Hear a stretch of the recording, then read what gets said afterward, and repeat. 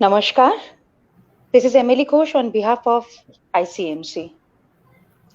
Today, 10th of October, starting the second session of Pandit Shankar Ghosh Memorial Event. And we are extremely fortunate that with us today in the second live session, we have with us two ever legendary figures of Guruji and the followers of Guruji. Pandit Porimal Chakraborty, Dada Pranam, and Pandit Subroto Bhattacharya, Dada Pranam. So before we start this session, it's better to have a ear-soothing performance of Guruji.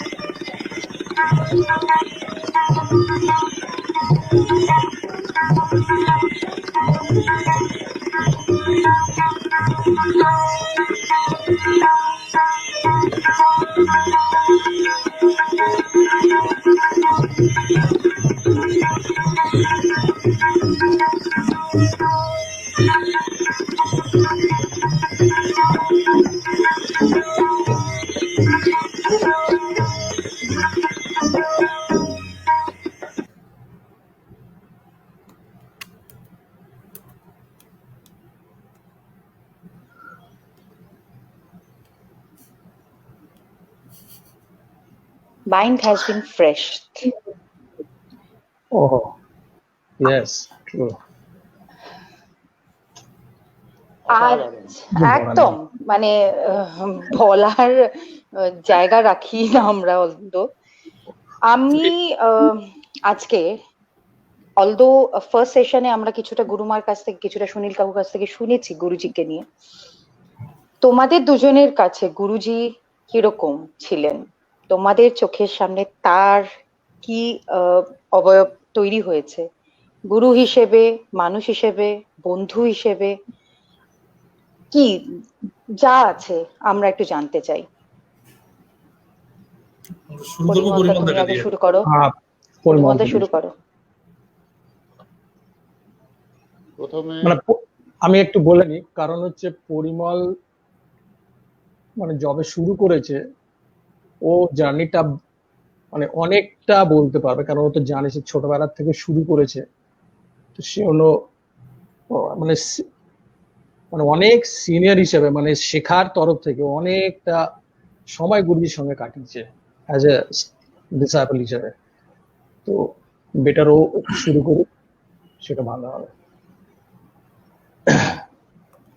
প্রথমে গুরুজির জন্মদিনে গুরুজিকে প্রণাম জানাই।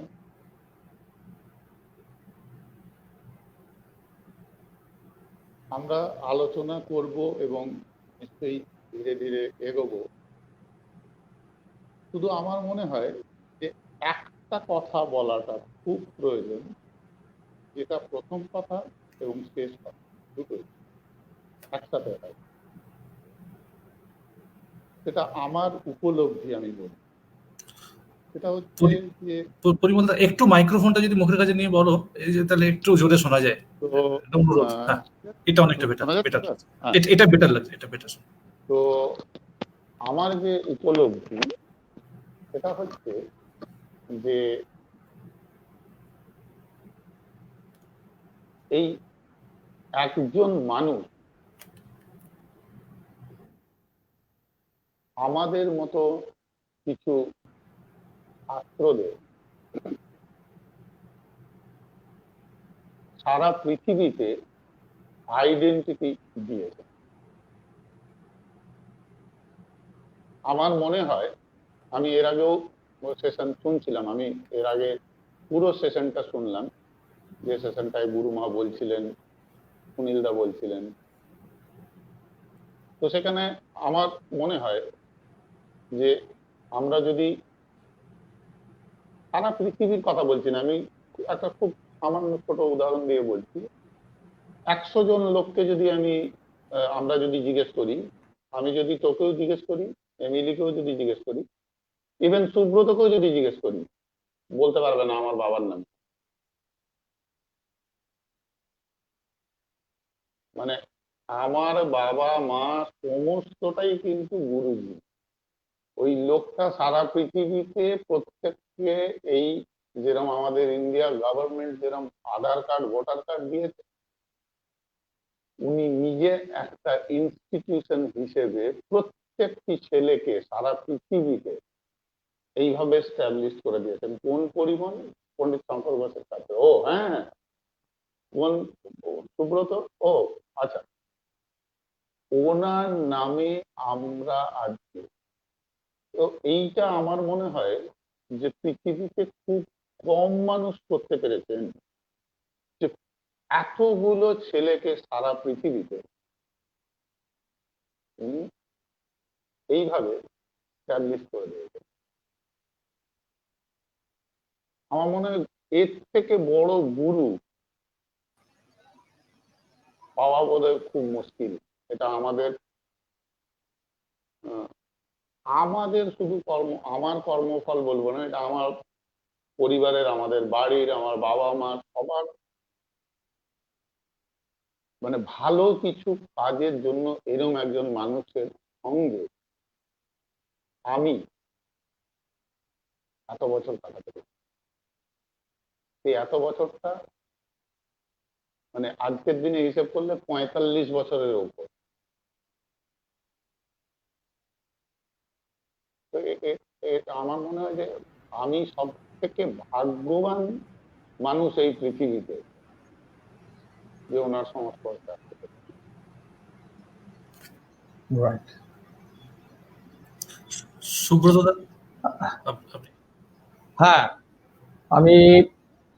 আমিও গুরুজিকে আমার সশ্রদ্ধ প্রণাম জানাই ওনার জন্মদিনে। পরিমলের কথার রেস ধরেই আমি বলবো, মানে যেটা পরিমল বললো আর কি, যে আমাদের পরিচয়টা এমন হয়ে গেছে যে আমি রাস্তা দিয়ে গেলে হয়তো, যেটা ও বললো, আমার বাড়ির কাউকে চিনবে না, কিন্তু কিন্তু জানে আচ্ছা হ্যাঁ ও, যদি আমাকে কেউ চেনে বলে না ওই উনি ওই পণ্ডিত শঙ্কর ঘোষের ছাত্র। এই আইডেন্টিটিটা পাওয়া একটা আশীর্বাদ, আমি মনে করি আমার কাছে এটা আশীর্বাদ এবং আমার ফ্যামিলির কাছে আশীর্বাদ। এবং আজকে আমি আমি যে এটা ওনার জন্য, এবং আমার মতো যারা গুরু ভাইরা আছে তারা সবাই মানে আমাদের মানে অস্তিত্বটা ওনার জন্য, মানে উনি যেটা মাথায় হাত রেখেছেন আমাদের, সেটার জন্যই আজকে আমরা এখানটায়। এবং যেটাও বলছিল যে আমরা বাইরে গেলে পরেও মানে এত ঘোরা হয় তো মানে যখনই ইউএসএ তে যাই বিশেষ করে ওখানে গেলে পরে মানে ভাবা যায় না যে ওনার জায়গাটা কোন জায়গাটায়, ওনার স্থানটা মানে খালি আমার নামের আগে যদি আমার গুরুজির নামটা যখনই বলা হয় তাতেই লোকে বলে আর কিছু বলতে হবে না, না আমি বাজাতে পারি ধাঁধাতে পারি না ধাতুর নাকের দাগ পারি, ওরা ধরেই নেয় যে না না না ও ওনার ছাত্র, দ্যাটস ইট, পিরিয়ড, ওখানেই শেষ। তার মানে হচ্ছে গিয়ে মানে উনি এমন কিছু বীজ মন্ত্র আমাদের দিয়েছেন আমাদের ছাত্রদের সবাইকে, যেটা আর কি খুবই রেয়ার বলতে পারি, আমি বলতে পারি এটা আমার উপলব্ধি থেকে আমি বলছি, that is very rare in this world.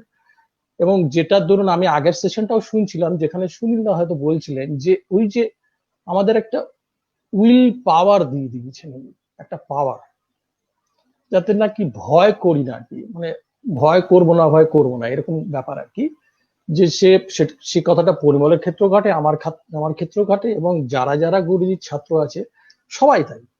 মানে এই যে মন্ত্রটা একটা তুমি যেখানেই বসিয়ে দাও আমার গুরুজির ছাত্রদের, যে কারোর সঙ্গে যে কোনো একটা জায়গায়, সে কিন্তু ভয় পাবে না, যে কোনো জায়গায় যে কোনো পরিস্থিতিতে কিছু না কিছু একটা ডেলিভার করবেই সে। এই যে বীজ মন্ত্রটা এটা কিন্তু খুব রেয়ার। মানে এখন বলতে গেলে একটা ছোট সেশনে ওনার সম্বন্ধে বলাটা খুব মানে হয় না আর কি, একটা সেশনে ধরা যায় না, এত বড় ব্যাপ্তি ওনার, বিশাল বড় ব্যাপ্তি। মানে আমি ওনার কাছে এসেছি অনেক পরে, কারণ আমি আগে শিখেছি ওনারই একজন খুবই সিনিয়র ছাত্র তপন ব্যানার্জি, উনি ছিলেন হচ্ছে আমাদের সেই বিমলদা সুনীলদা ওদের সময়কার ছাত্র, সুনীলদা খুব ভালো ছিলেন, সব গুরু ভাই ওরা মানে ওই সময়কার। সেই তপনদার কাছে আমি যখন শুরু করি তখন থেকে গুরুজি জানেন যে আমি তপনদার ছাত্র, আমি আসতাম কলকাতায়, একবার প্রণাম করে যেতাম, আর লোকটাকে দূর থেকে দেখতাম, ওনাকে দেখতাম আর কি, দেখে মানে অস্ট্রাক বলে না একটা, অস্ট্রাক হয় না মানে এরকম একটা, এত বড় একটা, একে তো এরকম সুপুরুষ মানুষ আমার চোখে খুব কম দেখা, মানে একটা নায়কের থেকেও কম নয়, একটা বিশাল নায়ক, আমার কাছে নায়কের মতোই লাগে দেখতে ওনাকে, মানে আমি এখনো ওনাকে নায়কের মতোই দেখি। ও ওনার সামনে গিয়ে যখন একটা চরণ স্পর্শ করতাম ওনাকে, একটা আলাদা শান্তি পেতাম, হ্যাঁ ওই শান্তিটা অন্যরকম।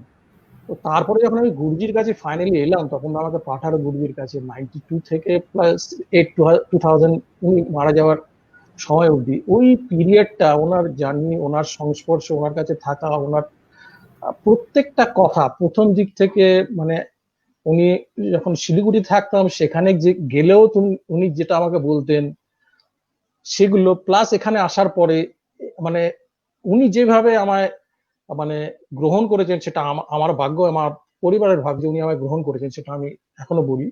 এবং উনি যেভাবে ছাত্রদের ওই যে দেখতেন আর কি, উনি দেখতে পেতেন, বোঝেন না যে না এটা ও পরিমলকে দিয়ে এটা হবে, পরিমল এটা পারবে বা সুব্রত এটা পারবে, এটা করতে পারে, তো উনি ওইভাবে দেখতেন সবগুলো ব্যাপারগুলোকে, মানে এত মাইনুট, এত সাইন্টিফিক সব ব্যাপারটাই, মানে সব ব্যাপারটাই কিন্তু হয়তো পরিমাণ, ওই যে আরেকটু আগে বলছিলাম মানে বলতে চাইছিলাম যে আরেকটা ব্যাপার হচ্ছে ওনার যত ছাত্র আছে কারোর বাজনা কারোর সঙ্গে মেলে না। ওই যে উনি বললাম এক্ষুনি যে উনি জানতেন যে ওটা ওর দ্বারা হবে, এটা ওর দ্বারা হবে, এবার উনি কখনো ইম্পোজ করতেন না কিছু, এটা আমার উপলব্ধি যে ইম্পোজ করতেন না, উনি বলতেন এটা আমি দিলাম, এবার এটা তুমি কি ভাবছো তোমার মতো করে আমায় এটা করে দেখাও, এটা আমার মানে আমরা এটা পেয়েছি, সবাই জানে, পরিমলও এটা বলবে। এখান থেকে হয়েছেটা কি, যে যার মানে ওনার বীজ মন্ত্রটা পেয়েছেন, এবার যে যার নিজের মতো করে সেটাকে প্রকাশ করেছে। তাতে হয়েছে কি, নিজেদের যে শিল্পী সত্তাটা গড়ে উঠতে হয়, তো একটা শিল্পী হতে গেলে নিজের শিল্পী সত্তা যতক্ষণ না আসছে ততক্ষণ সে শিল্পী হয় না, এটা আমি মনে করি।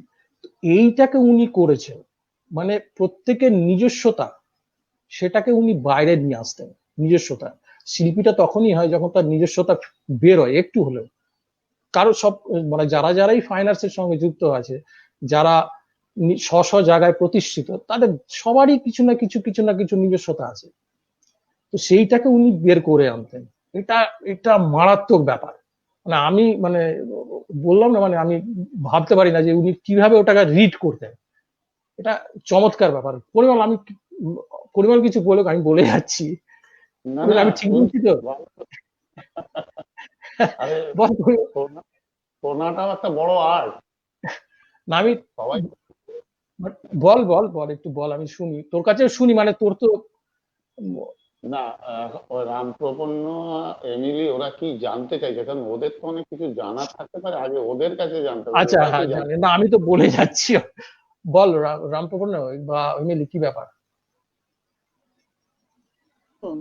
শুধু আমরা নয়, মানে প্রত্যেকটা ভিউয়াররাও জানতে চাইছেন যে তোমরা গুরুজিকে কিভাবে দেখেছো, তোমাদের কাছে গুরুজি কিভাবে ইন্সপিরেশন মানে ইন্সপায়ার করেছেন তোমাদেরকে, মানে how he acted in that, মানে এত সুন্দর একটা বন্ধুত্বের সম্পর্ক কিন্তু তোমাদের সাথে ছিল না, যখন তবলাটাতে হাত দিতেন না তখনই শুধু। আর বাদ বাকি সময় যে একটা টোটাল মোটিভেশন ওনাকে দেখে, সেইগুলোই আমরা জানতে চাইছি, তোমাদের জীবনে যা যা উপলব্ধি। মানে আমি যদি আমার কথা বলি, আসলে না আমি মানে গুরুজি এইটা রিয়েলাইজ করতে আমার অনেক বছর লেগে গেছিল। কারণ আমি যখন এসেছিলাম তখন আমি খুব ছোট ছিলাম। মানে তুমি পণ্ডিত শঙ্কর ঘোষ ঠিক আছে, কি আমার কাছে কি যায় আসে, একটা বাচ্চার কাছে কি যায় আসে, 8-10 বছরের বাচ্চার কাছে। শিখতে শুরু করলাম, এবারে শেখা শুরু হতে লাগলো, আমিও বড় হতে শুরু করলাম। যখন একটু বোধ বুদ্ধি হলো, তখন থেকে বুঝলাম যে এই মানুষ তো সাধারণ মানুষ না। মানে আগে যা হয়, একটা বাচ্চা তবলা শিখতে আসছে একজনের কাছে, দ্যাটস অল। সেইখান থেকে একটু একটু করে গুরুজিকে চেনা, আর চেনা মানে বিভিন্ন অ্যাঙ্গেলে চেনা। তো এই আসা যাওয়া করতাম, তখন আমি রাঁচি থেকে এসে শিখতাম এখানে। প্রথমে উনি বলেইছিলেন যে এত দূর থেকে আমার বাবাকে বলেছিলেন যে এত দূর থেকে ছেলেকে তো আপনি নিয়ে আসতে পারবেন না প্রতি সপ্তাহে, সেই জন্য আমি শেখাবো না। তা আমার বাবা এমনি একটু মানে ওই জেদি, মানে ঠিক করেই এসেছিলেন যে ছেলেকে শেখাবো এখানে। বাবা বললেন ঠিক আছে, আপনি কি চাইছেন বলুন। বলেন যে প্রতি সপ্তাহে নিয়ে আসতে পারবেন? বলে হ্যাঁ নিয়ে আসতে পারবেন। এই আসা যাওয়া শুরু হলো, শেখা শুরু হলো। এবার এই করতে করতে গুরুজি পরবর্তী সময়ে বলেন যে ওকে কিছুদিন করে কলকাতায় রাখতে হবে, তাহলে আমি একটু ওকে আরো ভালো করে দেখতে পারবো। তখন আমি গরমের ছুটিতে বাবা আমায় নিয়ে আসতেন। গুরুজির বাড়ির কাছে লেক মার্কেটে একটা হোটেল ছিল, সুখদা হোটেল। ওই সুখদা হোটেলে আমি থাকতাম। আর এটা আমার কাছে একটা বিরাট সুবিধে ছিল, মানে সুখদা হোটেল থেকে গুরুজির বাড়ি হেঁটে গেলে 5-7 মিনিট। আর রোজ গুরুজি আসতেন লেক মার্কেটে বাজার করতে, একদিন দুদিন অন্তর এসেই কি করছিস, রেয়াজ করছিস, চল বাজার করে আসি।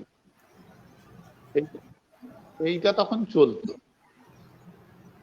তো এই করতে করতে ফাইনালি 86 আমি কলকাতায় শিফট করে গেলাম। এবার শিফট করে গেলাম, সেটাও ওই একটাই মানে চিন্তা ভাবনা, গুরুজির বাড়ির কাছে থাকতে হবে, যাতে মানে যখন খুশি যাওয়া যেতে পারে। তো ক্লাস তো হতো, মানে আমার মনে আছে, মানে আমি সোমবারে গুরুজির ক্লাস হতো না, মঙ্গলবারে বিকেলে ক্লাস করতাম, বুধবার বিকেলে ক্লাস করতাম, বৃহস্পতিবার সকাল বিকেল ক্লাস করতাম, শুক্রবার ক্লাস করতাম, শনিবার ক্লাস করতাম, রবিবার ক্লাস করতাম। বাদ কোনটা দিলি? সোমবার, আগেই বলেছি, সোমবারটা ছিল গুরুজির একান্ত নিজের। আমার মনে আছে, মানে এরকম হতো, কখনো বলতেন হয়তো রবিবার দিন, এই তুই কালকে সকালবেলা 7টার সময় চলে আসবি, চলে গেলাম। আর এই সুব্রত একটু আগে বললো না হিরো, অ্যাকচুয়ালি হিরোই তো ছিলেন উনি। মানে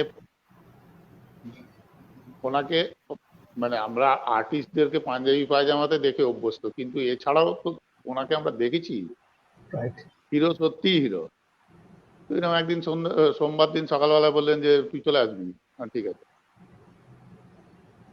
চলে এলাম 7টার সময়, রেডি, একটা হাফ শার্ট প্যান্ট, ওই এখন তো দেখা যায় না, কাবলি স্যান্ডেল বলা হতো আগে, ওইটা খুব ভালোবাসতেন, ওইটা করে সানগ্লাস, কাঁধে ব্যাগ, চল। হেঁটে বেরোলাম, ট্রাম লাইন ক্রস করলাম, দাঁড়িয়ে রইলেন। একটা বাস আসছিল, এই পাবলিক বাস, হাত দেখালেন, এটা কোথায় যাবে? বলে ধর্মতলা। বলে উঠে পড়। উঠে পড়লাম, ধর্মতলা চলে এলাম। বলে এখানে এই বাস ডিপোটা কোথায় দেখতো? এইদিকে, চল। বলছে দেখ এখানে ওইভাবে ওই বাস এরকম করে দেখতে, বলছে এই কৃষ্ণনগর, এই বাসের টিকিট কাট, কৃষ্ণনগর যাবো। চলে গেলাম কৃষ্ণনগর, বাসে যাচ্ছি, জিজ্ঞেস তো করতে পারছি না কৃষ্ণনগরে কি আছে, এই চলছে। কৃষ্ণনগর পৌঁছলাম, নামলাম বাঁদিকে, চল একটু চাটা খাই, চাটা খাওয়া হলো, চল উল্টো দিকে চল। উল্টো দিকে গেলাম, আর একটা বাসে উঠে ধর্মতলা হয়ে গেল। এবার ধর্মতলায় যখন এসছেন, তখন এই 3টে সাড়ে 3টে হবে। বলে যে এখন চল ওই মেট্রো সিনেমাটা আছে, ওই মেট্রো সিনেমার নিচে না ওই আলুর টিকিয়া দিয়ে ঘুগনি বিক্রি হয়, খুব ভালো, চল খাবো। চলো, খেলাম। ওইসব খেয়ে টেয়ে ওখান থেকে একটা ট্যাক্সি নেওয়া হলো, এলাম মেনকা। বললেন এখানে একটা সিনেমা আছে। কি সিনেমা হচ্ছে ডাক্তার? একটা সিনেমা, আমি নামটা পরে বলছি। সিনেমা দেখতে ঢুকে গেলাম। এবার ইন্টারভেল হয়েছে, বলছে ঘড়িটা দেখতো কটা বাজে? আমি বললাম গুরুজি 7:30। 7:30? বেরো, চল চল চল চল চল, হয়ে গেছে সিনেমা দেখা, চলো। ওখান থেকে টানা রিক্সো বাড়ি। স্নান টান করে তারপর ওই 8টা বেজে গেছে। এইবার গুরুমা জিজ্ঞেস করছেন কোথায় কি করলে সারাদিন তোমরা? বললেন এই এই এই এই তার সিনেমা দেখলাম। বলে কি সিনেমা দেখলে? বলে আধা সংসার। সিনেমাটার নাম ছিল সংসার, কিন্তু ওটা পুরোটা তো দেখা হয়নি।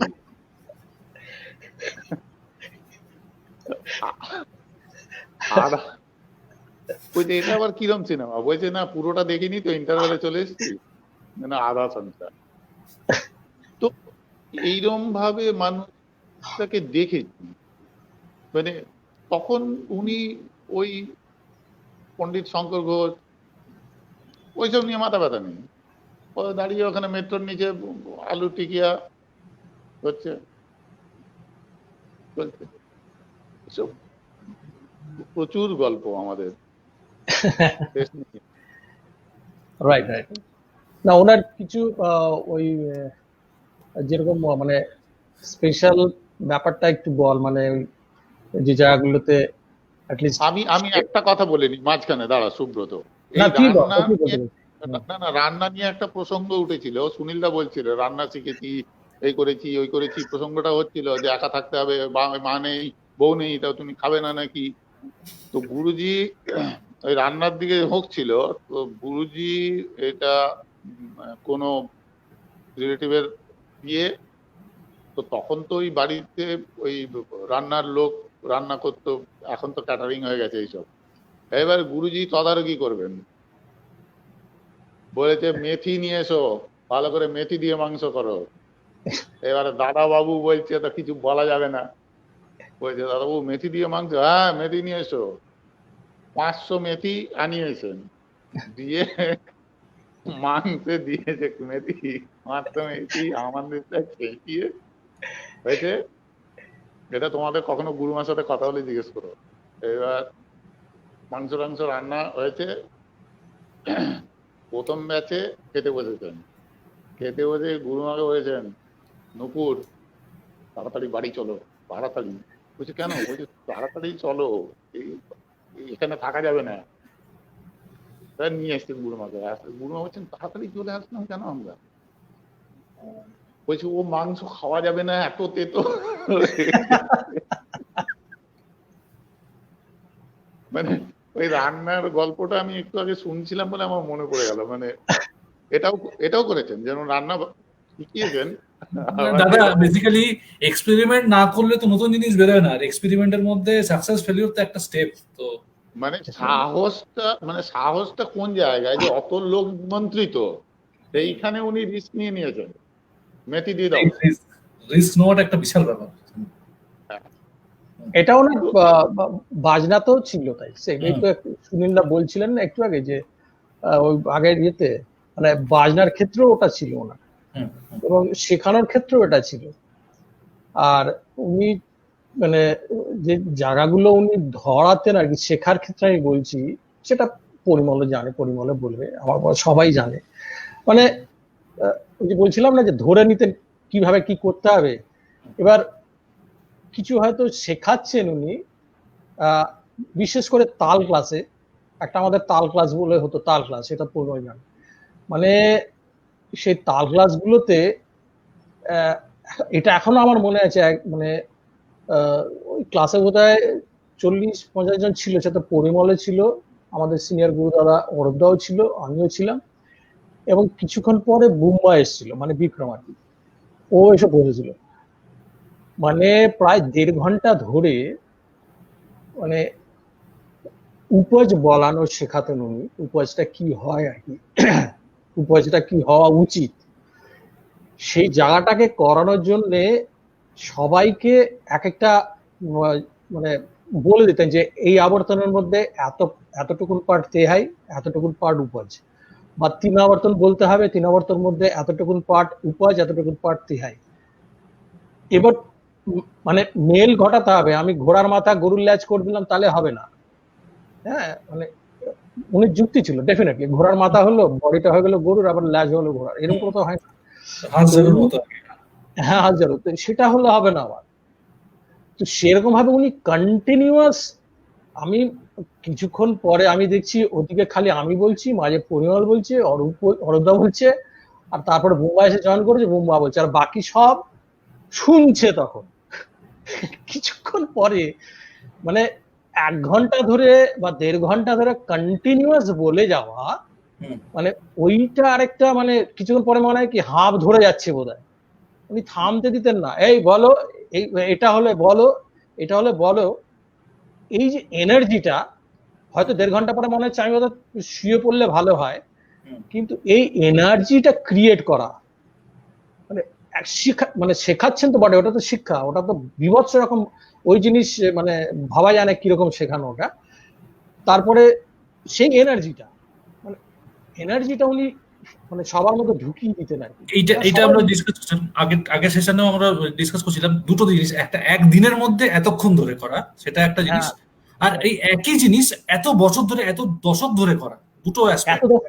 হ্যাঁ, একটা দিনের মধ্যে এত ঘন্টা ধরে, আর ওই একই সাধনা এবং ওই একই মোটিভ, ওই একই চিন্তা ভাবনা, সেটা সবার মধ্যে স্প্রেড করে এত দশক ধরে নিরন্তর, একদম নিরন্তর। আর সবাইকে ইন্সপায়ার করতেন কিভাবে। আমার তরফ থেকে আমার ঘটনাটা বলছি, মানে আমি তো এসেছি 92 এর এন্ডে ওনার কাছে, তারপর থেকে তখন তপনদার কাছ থেকে এসেছি আমি। এবার ওখানে আসার পরে মানে গুরুমার ওখানে যে আমরা সবাই গুরুমার সঙ্গে বায়াতাম গিয়ে, সে পরিমলও বাজিয়েছি, আমিও বাজিয়েছি, সবাই বাজাতাম।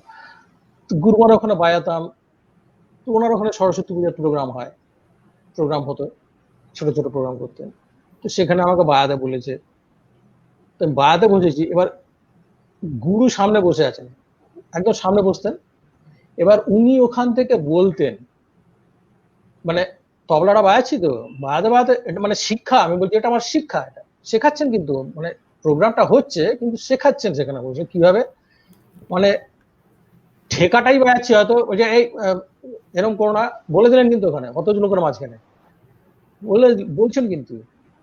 এবার যখন হয়তো কিছু একটা জায়গা ফাঁকা পেলাম, তিনটার মধ্যলয়, তিনতালে এলাম, মানে গাতে আসার সময়, তখন বলছে যে ওটা বাজাও, ওই একটা যেটা বলেছিলাম ফিক্সড কম্পোজিশন যেরকম ভাবে বাজাতে হয়, এইখানে কিভাবে পেশ করতে হয়, বাজাও।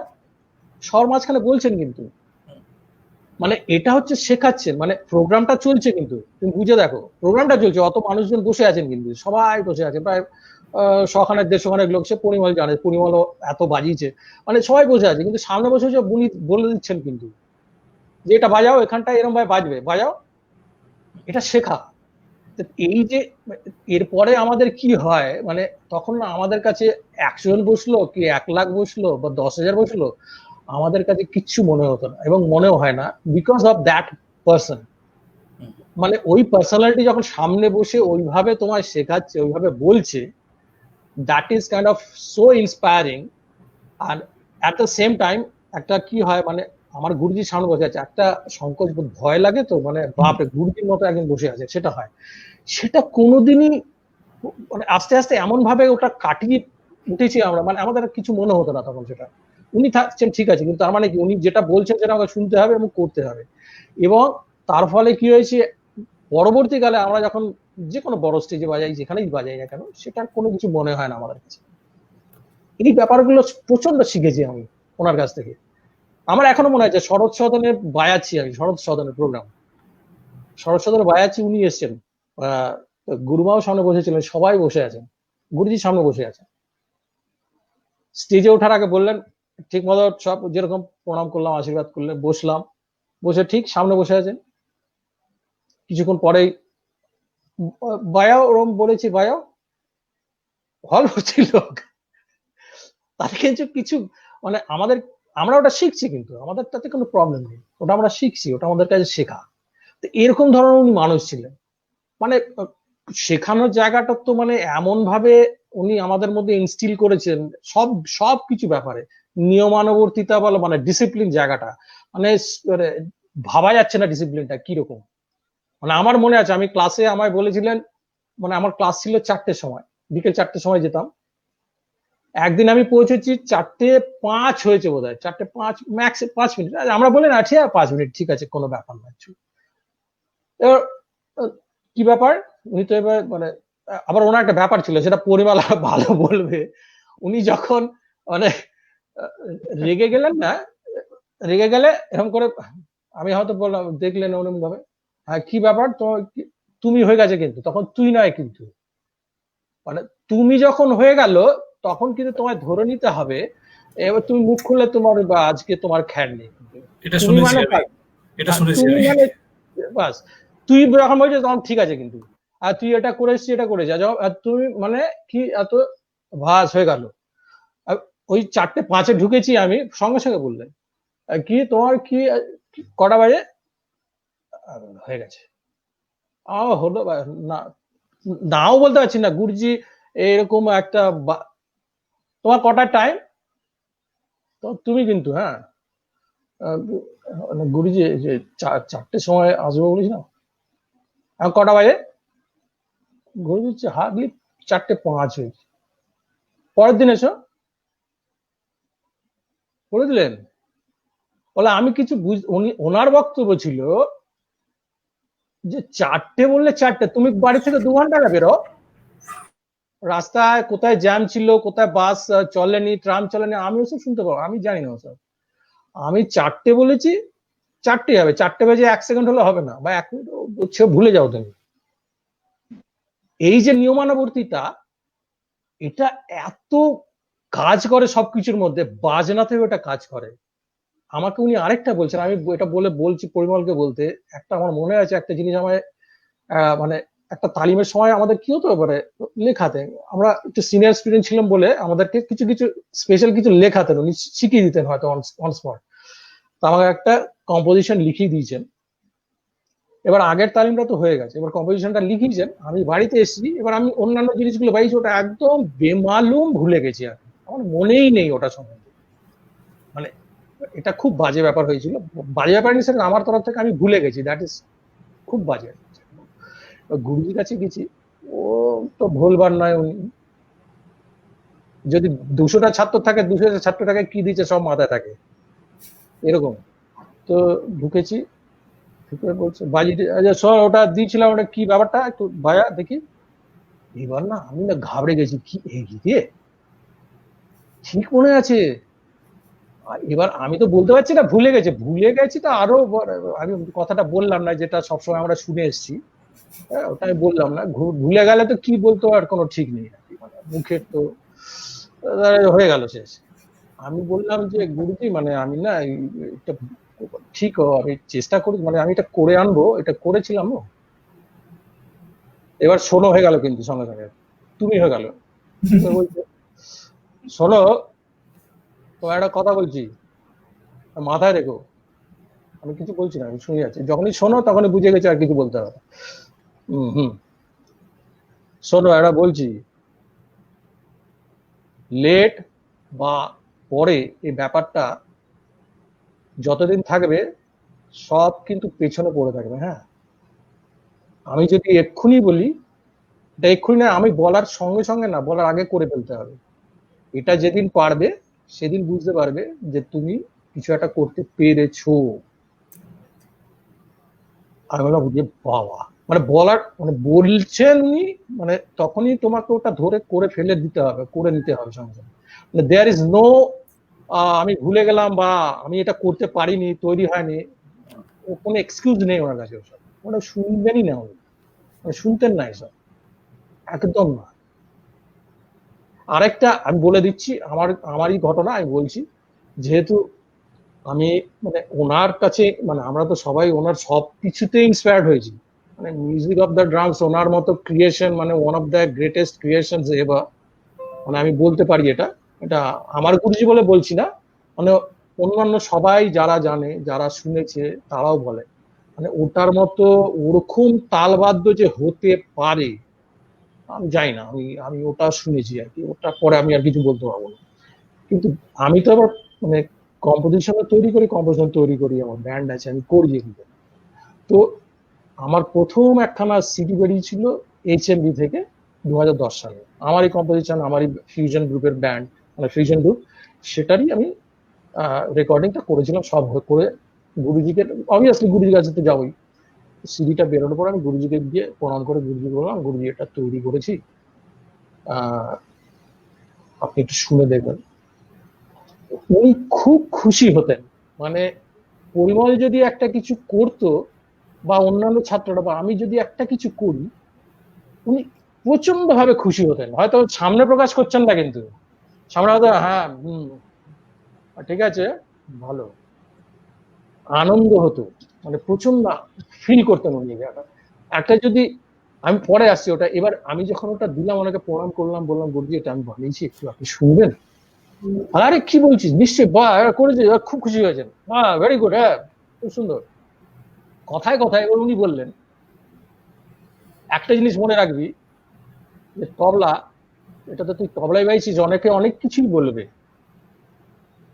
বলছেন উনি কিন্তু পরিষ্কার, যে অনেকে অনেক কিছু বলবে, এটা কেন এটা কেন এটা কেন করেছো, তুমি তো ক্লাসিক্যাল তবলা প্লেয়ার, এটা করেছো এটা করছো, এইসব ওয়েস্টার্ন ব্যাপার ফিউশন অমুক তমুক অনেক কিছু করছো, কেন ওর মতো কি করছো, এটা কি হয় নাকি, ভালো জিনিস নয়।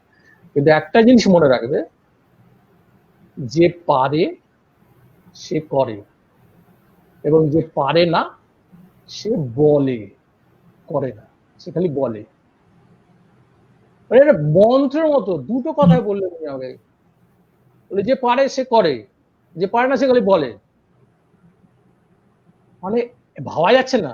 বলছে তুমি তবলাই বাজিয়েছো এখানে, হ্যাঁ এখানে ধীরে ধীরে বাজিয়েছো, ধেনে ঘেনে বাজিয়েছো, যাই বাজিয়েছো, তবলার বাইরের জিনিস তো বাজাওনি, তবলা উল্টে বাজাওনি, তবলাই বাজিয়েছো তুমি, এবং যে মেলবন্ধনটা যে কম্পিটিশনটা করা হয়েছে সেটা তোমার, এবং তুমি পেরেছো করেছো, আর যে পারে না সে বলবে। এটা হচ্ছে ওনার ফিলোসফি ছিল সবকিছুতে। আর আমরা তো সব ইন্সপায়ার্ড ওনার শুনে, ওনার ওই জিনিসগুলো শুনে শুনে শুনে শুনে শুনে আমরা বড় হয়েছি। আর কিছু মানে ভাবা যায় না। এটা একটু পরিমল থেকে একটা জিনিস জিজ্ঞেস করি, শেখার পার্ট হিসেবে তোমরা তো অনেক জায়গায়, ওনার প্রোগ্রাম ছিল কলকাতার বাইরে বা অন্য কোনো স্টেটে, ওনার সাথে যাওয়া, একসাথে ট্রাভেল করা, উনি যেতে যেতে রাস্তাতে উনি কিভাবে সেই জিনিসগুলো ভাবতেন, চিন্তা করতেন, সেই সময় কিছু যদি কিছু ডিসকাশন হতো, সেইগুলো যদি একটু বলো।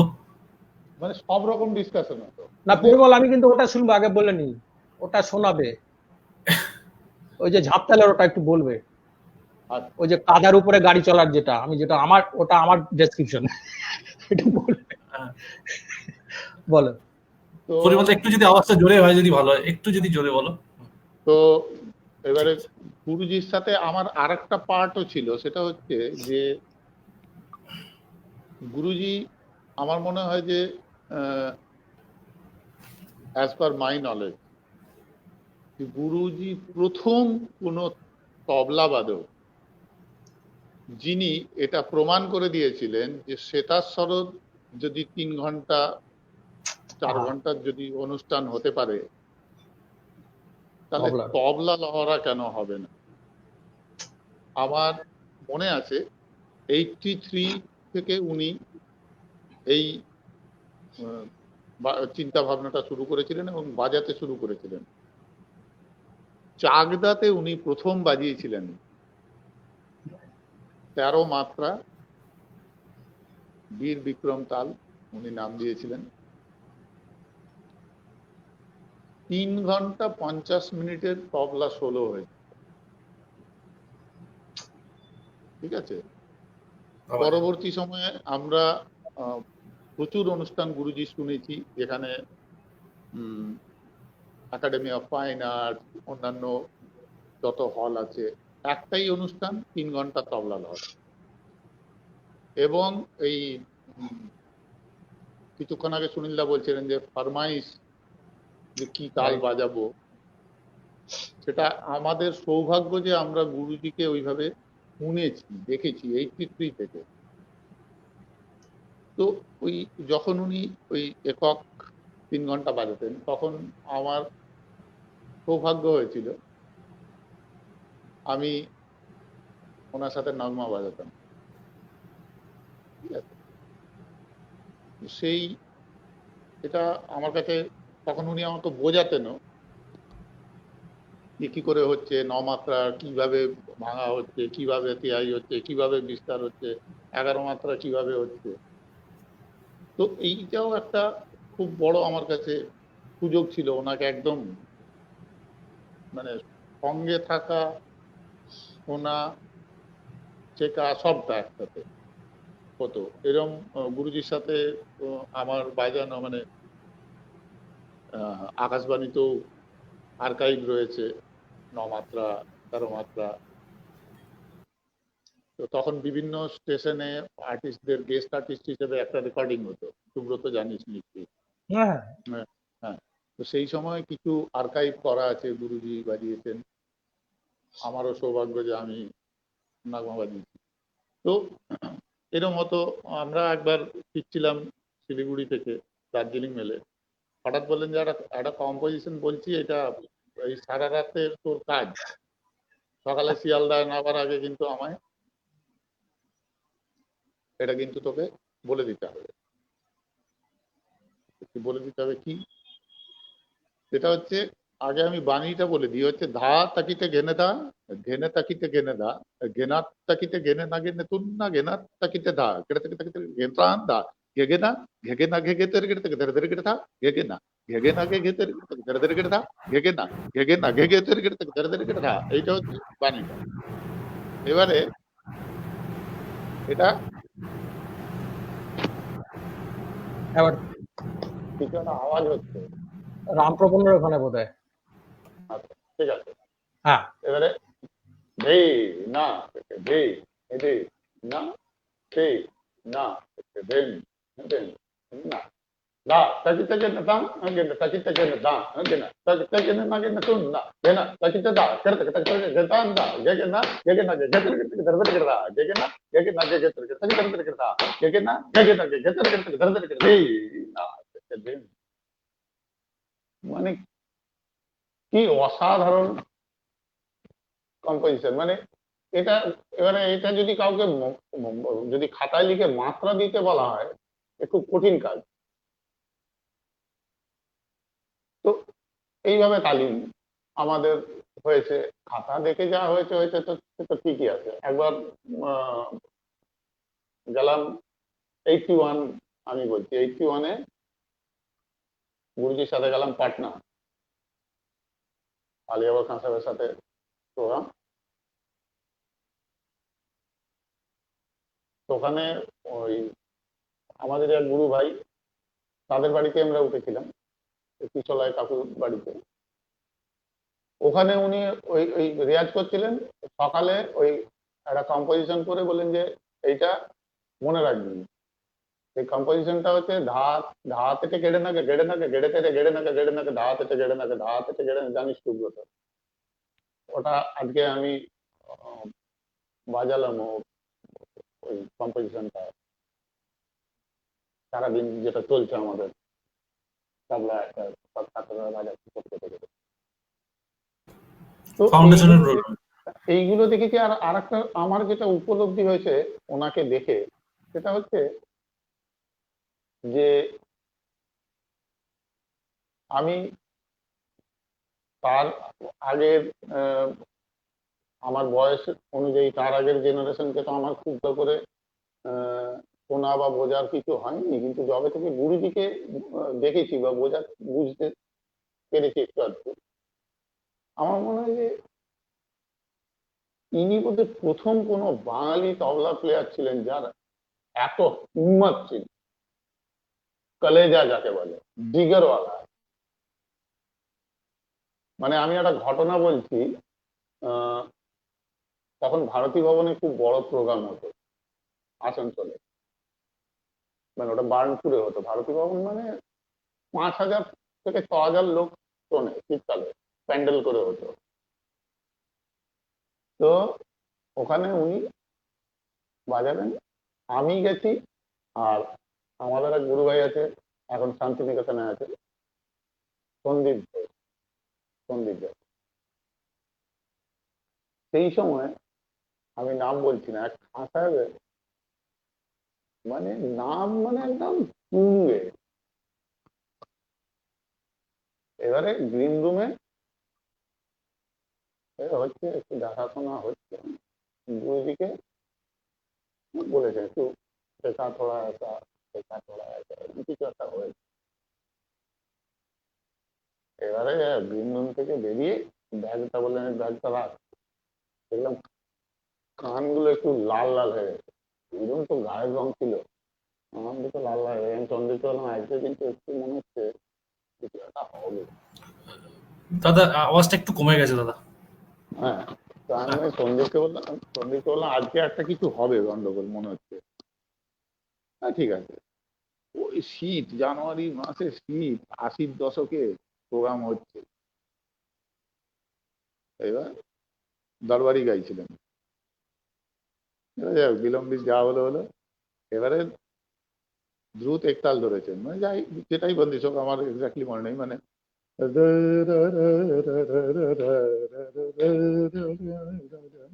এই মানে দিন দিন দাগে থেকে তুন্না কাত্তা দাগে থেকে দিন না এবার গুরুজি ঠেকা বাজাচ্ছেন মানে ঠেকাটা হচ্ছে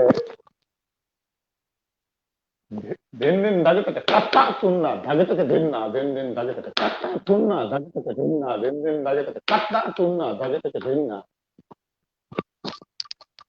মানে আমি তোমাকে না সেই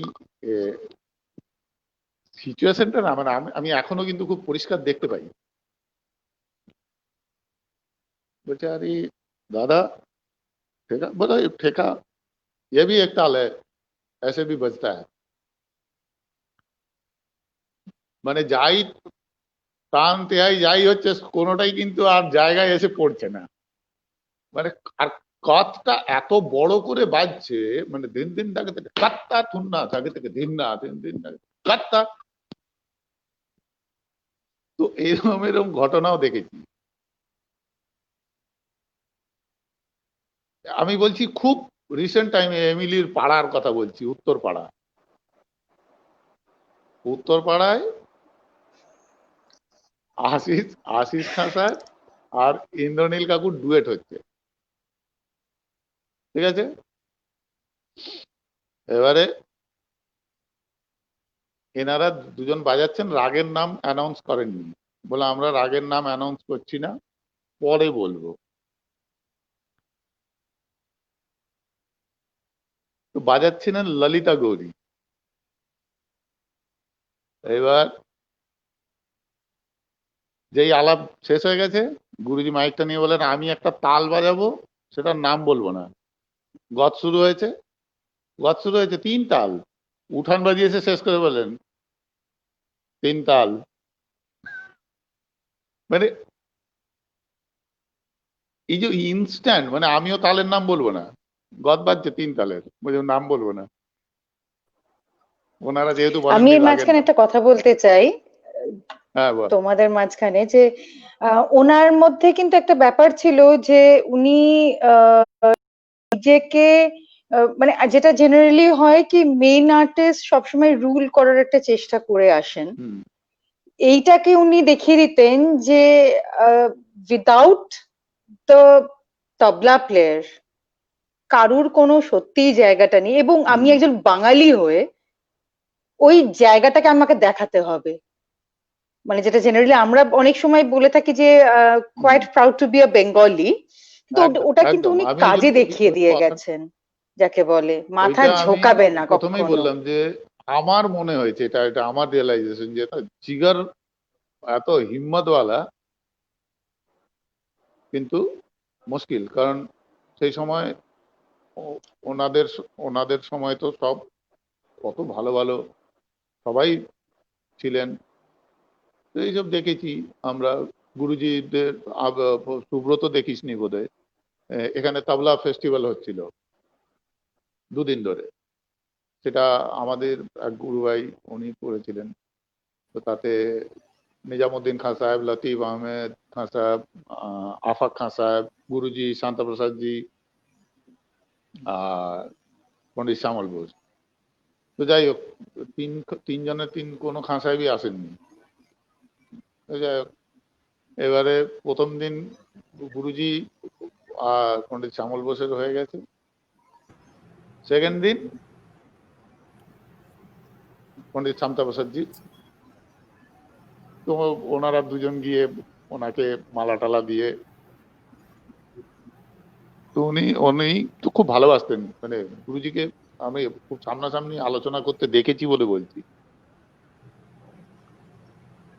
তো আনতে গেছিলাম ওনাকে, এই ঠিক বালিগঞ্জ বিজন সেতুর আগে আলেয়া সিনেমার উল্টো দিকে ব্লিজ বলে একটা হোটেল ছিল, এখন আছে কিনা জানি না, সেখানে আনতে গেছি আমি আর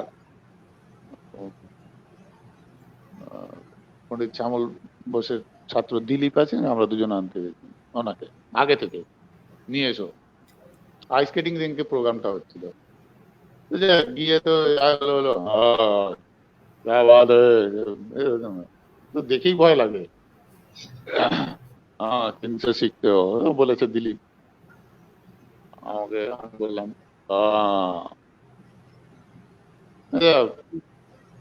শ্যামল দাকে ভীষণ ভালোবাসতেন। ये बंगाल का छोटा गुदाय महाराज है। তারপর নিয়ে যাওয়া হলো, স্টেজে উঠে বললেন যে তার আগে মানে গুরুজি বাজিয়েছিলেন আড়া চৌতাল, শ্যামলদা বাজিয়েছিলেন 3 তাল, উনি পরের দিন দুজনকে দুদিকে নিয়ে কাঁধে হাত দিয়ে বলছেন देखिए राम लक्ष्मण ऐसा तबला बजा के गया, अब हनुमान क्या बजाएगा।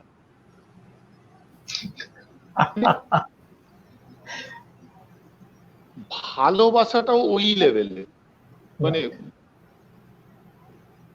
পরের দিন সকালবেলা চলে এসেছেন গুরুজির বাড়ি। এই যে মানে ওইরকমই সম্পর্ক। তো এই মানুষগুলোকে দেখেছি যে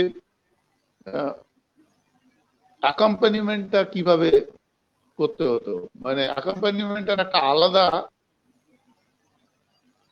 চেহারা ছিল। এখন তো কিরকম একটা মানে অন্য চেহারা হয়ে গেছে, সেটা আর আলোচনা না করাই ভালো। হ্যাঁ, তো আমরা একটু ওই অ্যাকম্পানিমেন্ট একটু শুনে নিই, জাস্ট 2-3 মিনিটের জন্য, তারপর আবার ফিরে আসি। একদম একদম একদম। ঠিক আছে, ঠিক একদম।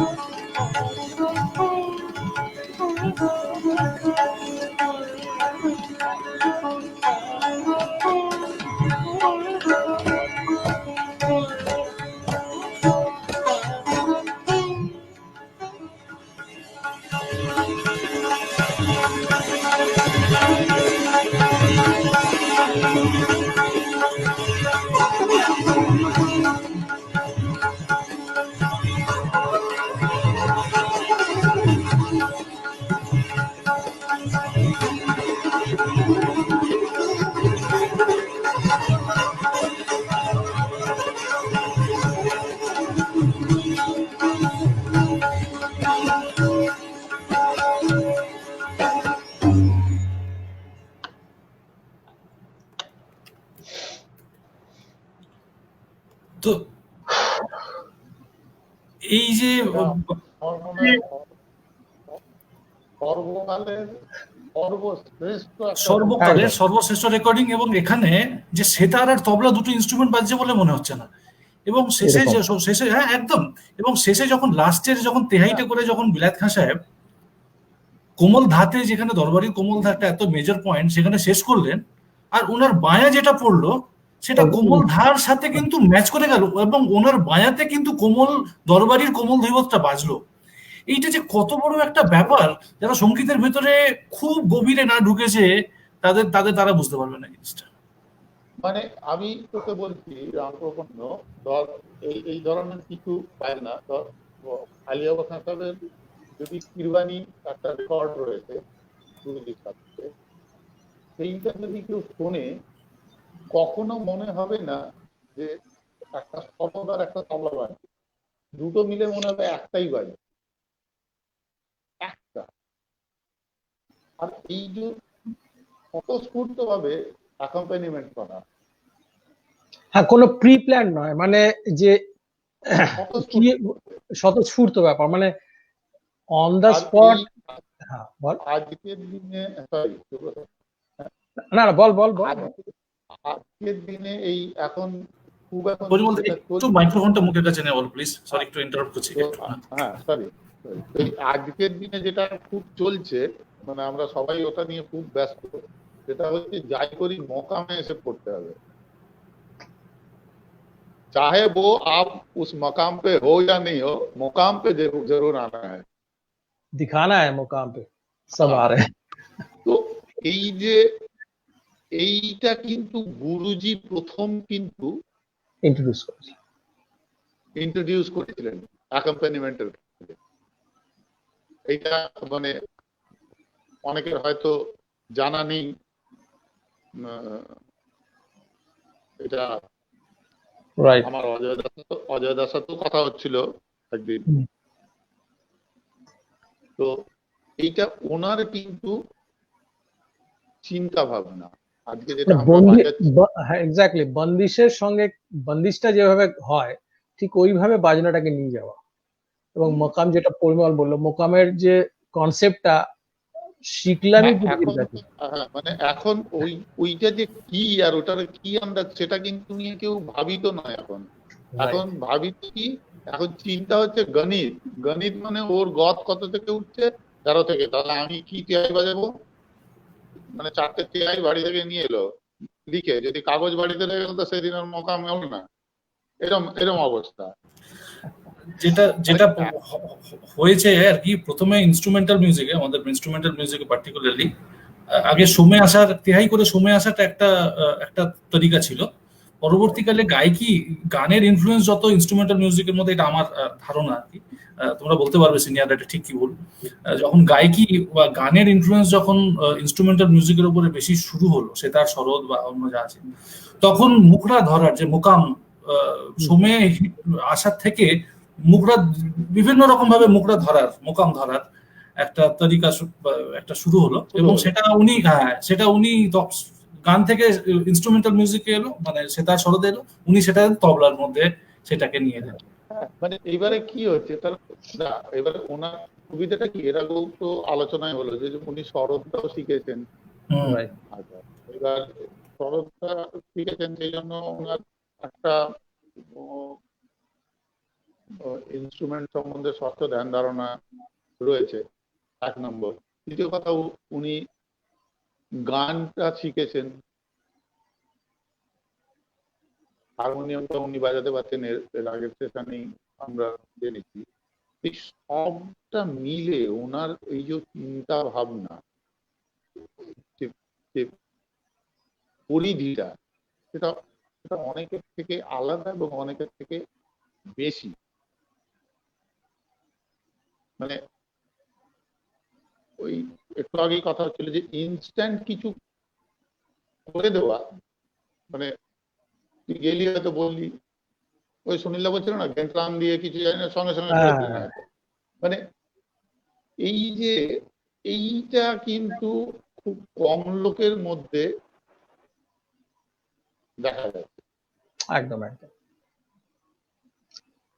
আর যে এই যে অ্যাকম্পানিমেন্ট নিয়ে কথা হচ্ছিল, যেটা এই যে এক্ষুনি বলছিল, যেটা সব মানে, আর এটা উনি এটাও বলতেন যে বাজানোর সময়, মানে আমি যদি 3 তালটাই বাজাই, এটা অ্যাটলিস্ট মানে উনি আমায় বলেছেন যে এটা বাজানোর সময় যখন তুমি ঠেকাটা বাজাচ্ছ, গানের সঙ্গে হোক বা ইনস্ট্রুমেন্টের যেটাই হোক, একটা ওয়াজন বলে একটা কথা আছে, এবং সেটা আমি কিভাবে কোন বাণীর উপরে কতটা জোর দেব, মানে আমি যখন গানে অ্যাকম্পানিমেন্ট করছি, হ্যাঁ, গানটা যেভাবে যাচ্ছে সেটাকে না বুঝে আমি যদি ওজনগুলো অন্যান্য জায়গায় ফেলে দিই, মানে এতটা ভাবনা, মানে আমি যদি ওজনগুলো ঠিকঠাক জায়গায় না মানে অ্যাপ্লাই করি, তাহলে গানের যে ফ্লোটা, ধারাটা মার খাবে। ইনস্ট্রুমেন্টের সঙ্গেও তাই সেম, মানে যদি তুমি ঠেকাটা ঠিক মতো না বাজাও, হ্যাঁ, মানে যে ফ্লোতে যাচ্ছে, মানে গতের সঙ্গে যদি ম্যাচ না করে ঠেকাটা, মানে আমি 3 তালই বাজাচ্ছি, হয়তো 3 তালের তো একরকম গত হয় না, 1000 রকম গত হতেই পারে। এবং গত মানে বলতেন যেটা যিনি, মানে রাগের চলন ও রাগটাকে বোঝা, মানে অ্যাজ কি তুমি, ওই জন্য উনি বলতেন যে গানটা শিখতে সব সময় তবলা প্লেয়ারের গানও শেখা উচিত। মানে গান না শিখলে, তুমি যদি না গাও ভেতর থেকে, তাহলে তুমি ওই জিনিসগুলো বুঝতে পারবে না, ধরতে পারবে না, ফিলটা ধরতে পারবে না।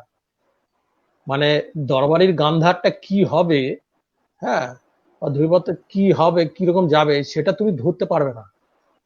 তার সঙ্গে তুমি ওজনগুলো ভুলভাল করে ফেলবে, ঠেকাটা ভুল হয়ে যাবে। আরো দাদা আমার আরো একটা জিনিস মনে হয়, সেটা তো রাগের একটা তো স্বচ্ছ ধারণা তো অবশ্যই, আর একটা হচ্ছে যে ইনস্ট্রুমেন্ট অনুযায়ী, ইনস্ট্রুমেন্টের টিম্বার, ইনস্ট্রুমেন্টের নেচার অনুযায়ী শরদের সাথে যে ওজন, শরদের যে প্রোফাউন্ড সাউন্ড, সেটার যখন যখন ফেড হয়ে যায়, সেটা একটা ডেলিকেট ইনস্ট্রুমেন্ট, তার সাথে ওজন একরকম, সন্তুরের সাথে তার অ্যাকম্পানিমেন্ট আরেক রকম।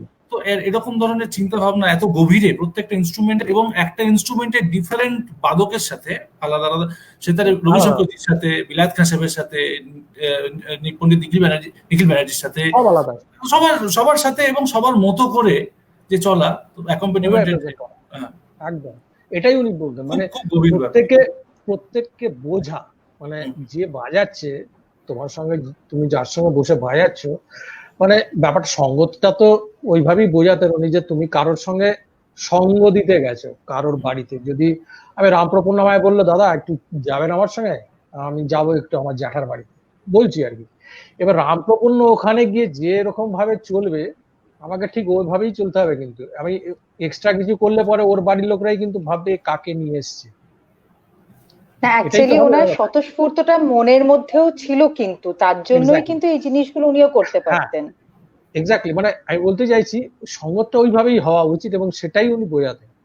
যে আমাকে ওর সঙ্গে, আমি যদি কারোর সঙ্গে যাই, আমি কারোর বাড়িতে গেলাম, কোথাও যেখানে যাই, বাড়িতে যাই বা কোথাও যাই, যে আমায় নিয়ে যাচ্ছে আমাকে তার মতো চলতে হবে। তার মানে কি, স্টেজে আমি যার সঙ্গে বসে বাজাচ্ছি, সঙ্গদান করছি, সে যেভাবে যাচ্ছে তার সঙ্গে সঙ্গে আমাকে যেতে হবে। এবং গানের ক্ষেত্রে সব জায়গায় একই, সূক্ষ্ম ব্যাপারগুলো খুব অন্যরকম। মানে ওনার তুমি এই যে এক্ষুনি যে ঠেকাটা শোনালে তুমি, এটা কি আমার এই জীবনে তো হবে না, ওই ঠেকাটা বাজাতে পারবো না জীবনে, যে ঠেকাটা উনি বাজালেন বিলাত খান সাহেবের সঙ্গে, ওই ঠেকাটা হবে না। মানে ওটা উনি পারতেন, উনি পেরেছেন, এবং উনি করে দিয়ে গেছেন। আমার একটা উপলব্ধির কথা বলি, সেটা হচ্ছে 87 হবে, গুরুজি আইটিসিতে বাজাতেন বিলাত খান সাহেবের সাথে।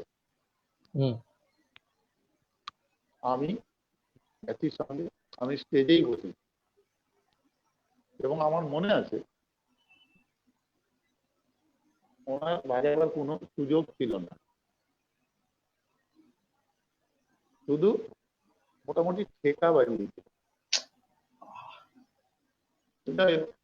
বলে তারপর যখন ফিরছি, তখন আমি গুরুজিকে বলেছিলাম, মানে তখন তো বয়স কম, আমি বলেছিলাম যে এর জন্য আপনাকে নেওয়ার খুব দরকার ছিল, এবার আমিও বাজিয়ে দিতে পারি।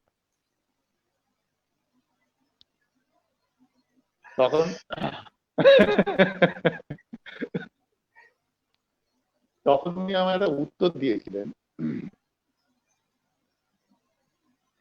বললেন তুই এটা না এখন বুঝবি,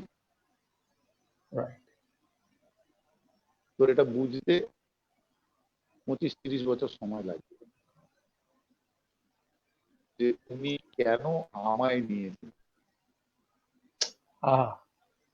পরে আমার গুরুজির সাথে কথা হয়েছিল, আমার নিজের, আমি যখন বড় হলাম তখন আমি রিয়েলাইজ করলাম যে একমাত্র বিলাত খান সাহেব জানতেন যে একমাত্র উনি ওই কাজটা করতে পারেন ঠিকঠাক, যেটা আমি চাই। সেই দিন আমার মনে হয়েছিল, বয়স কম, নির্বিকার চিত্তে এর জন্য আপনাকে দেখার কোনো, এটা আমি ওটাই বলছি, মানে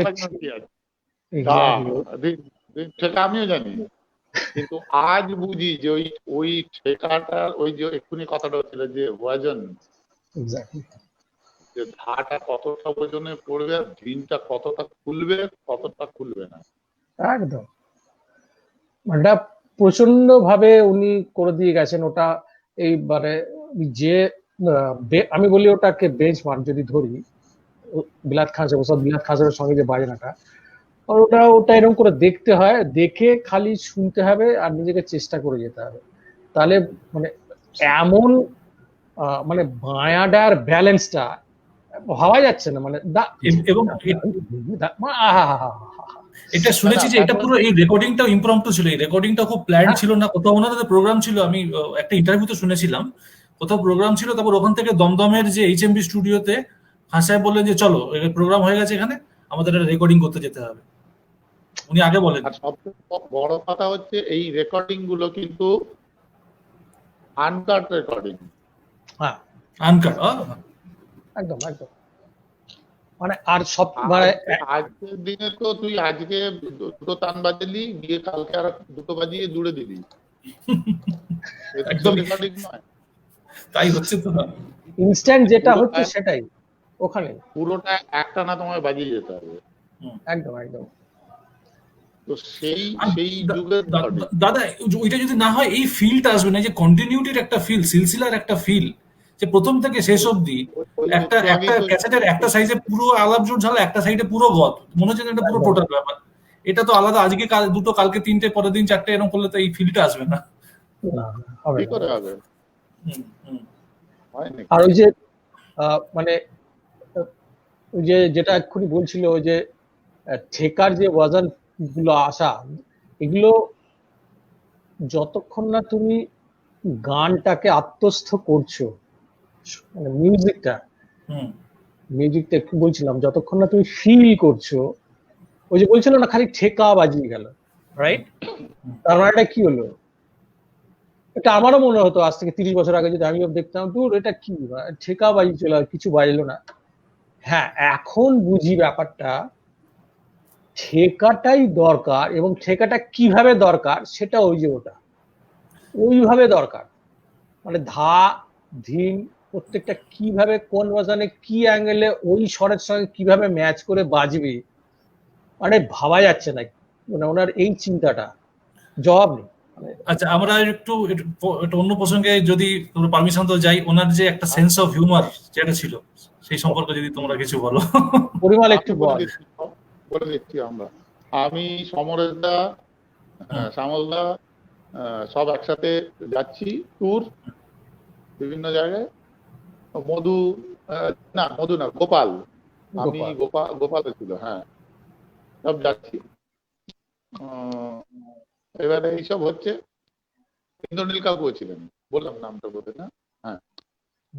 এবারে গুরুজির এইসব না, ওই অন্যান্য দিকে খুব একটা মাথা ঘামাতেন না, মানে সব থেকে একটু ধৈর্য কম ছিল। একমাত্র যদি ওই নিজের কাজ কি হলো সেইখানে একদম পুরো, মানে তুই কিছু বললি ওইটা শুরু হয়ে গেল। এবারে একটা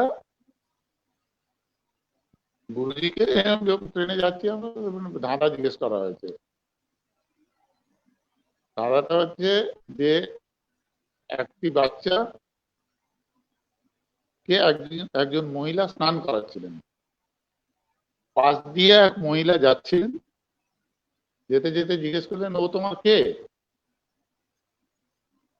তো ওই মহিলা উত্তর দিল, ওর বাবা যার শ্বশুর তার বাবা আমার শ্বশুর। এবারে এইটা বলতে হবে যে এই বাচ্চাটা আর ওই মহিলার কি সম্পর্ক। এবার সবাই চুপ। গুরুজি বললেন, ওটা অবৈধ সম্পর্ক, ওই জন্য ওইভাবে বলেছে।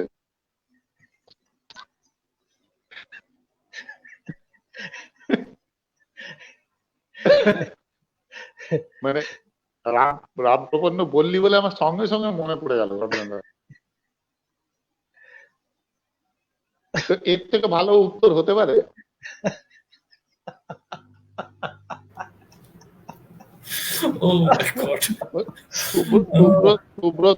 সুব্রত জিজ্ঞেস করলে একটু আগে, ওই আলোচনা করছিল দেরি হয়ে গেছে না, এটা পসিবল ফর গুরুজি অনলি, এরকম আনসার পসিবল ফর গুরুজি। এবারে ওইরকমই একটা ছেলে আমাদের ক্লাসে কাউকে কিছু বলেছে, এবারে সে আসেনি বা ওই কাজটা করেনি বা আসতে পারেনি, কি জায়গা আছে। এবারে গুরুজি তো ঢোকা থাকবেন, তুমি আমি তোমাকে বলেছিলাম কি, হ্যাঁ হ্যাঁ কি গুরুজি মানে কি, না গুরুজি মানে এই বলে, শোনো এইসব বাহানা আমার কাছে একদম করবে না। না গুরুজি আসলে এই ছিল, শরীর খারাপ ছিল, আসলে পেট খারাপ ছিল, আসলে মাছটা তো বাবা দিয়েছিল। সেটা মাসতো বাবার বিয়ে, এটা আবার কিরম গুরুজি? বলে মা মরে গেলে মাসিকে বিয়ে করলে মাসতো বাবা হয়ে যায়, মানে বাবাটা মানে মাসতো ভাই যদি হয়, মাসতো বোন যদি হয়, মানে মাসির ছেলে মেয়ে, তাহলে মাসির হাজবেন্ড মাসতো বাবা। আরেকটা ঘটনা বলছি, এটা ক্লাসেই হয়েছে, মানে গুরুজির হিউমারটা শোনো, মানে ইনস্ট্যান্ট যেটা, মানে সেই ক্লাসে ক্লাসটা প্রায় শেষ হতে চলেছে, আমি আছি, মানে সিনিয়র বোধহয় আমি, আরো দুজন কিছু ছিল, আর ও এসছে ছেলেটি, মানে নাম বলছি না, তো এসে বয়াতে বসেছে। তো গুরুজি মাঝে মাঝে করতেন গিয়ে, আচ্ছা ভেতরে গিয়ে একটু বোধহয় জল খেয়েছেন, বোধহয় কিছু এসছেন, এসে হ্যাঁ ভায়া ভায়া কি ভায়া ছিল, ভায়া একটু দেখি শুনি কি আছে আজকে, তো টুকরো ভায়াতে বসেছে ভায়া কত্তদা ধাদের ধাদের ধাদের ভ্রান্তান নাদের ধাদের গ্রাম ধাদের কত্তদা ধাদের কত্তদা ধাগনে কত্তদা ধাদের কত্তদা ধাগনে কত্তদা। এবার সবাই চুপ করে গেছে, মানে ব্যাপারটা কি হলো, গুরুজি এরকম করে বল, আমি বলছি বল, বলবে কি বায়াবে, তো আমি বলছি বলতে বলছে না,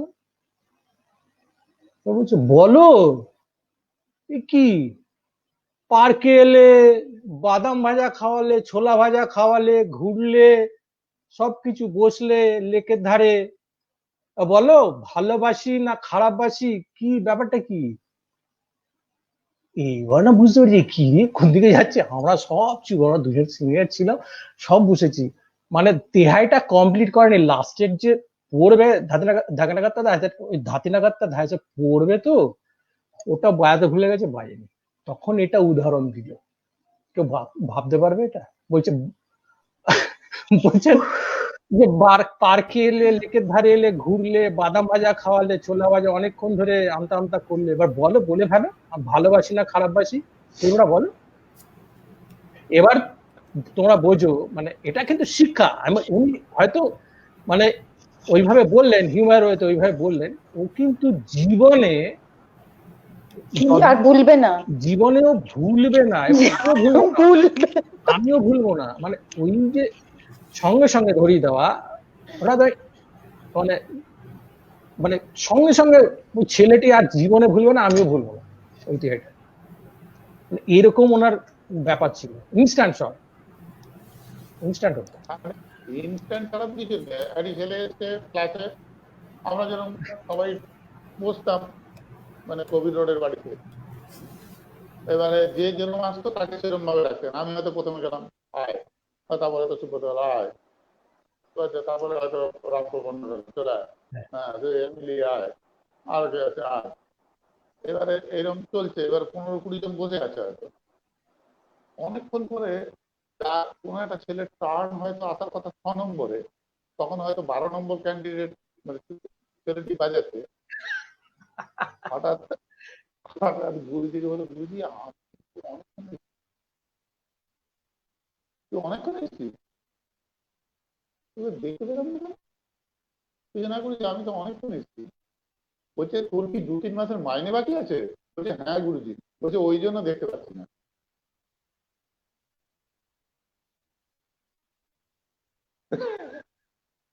ভাবা যাচ্ছে না, মানে আর কি করতেন উনি, উনি ওইটা বললেন না যে কি ব্যাপার তোমার ফিস বাকি আছে, উনি দেখতেই পাচ্ছেন না, মানে দেখতে পাইনি তোমাকে 6 নম্বরে যে বসার কথা বলছে, আমি দেখতে পাইনি, দেখতে পাচ্ছি না কেন, ব্যাপারটা কি বলতো, ও তোর 2 মাসের মাইনে বাকি আছে না, ওই জন্য দেখতে পাইনি।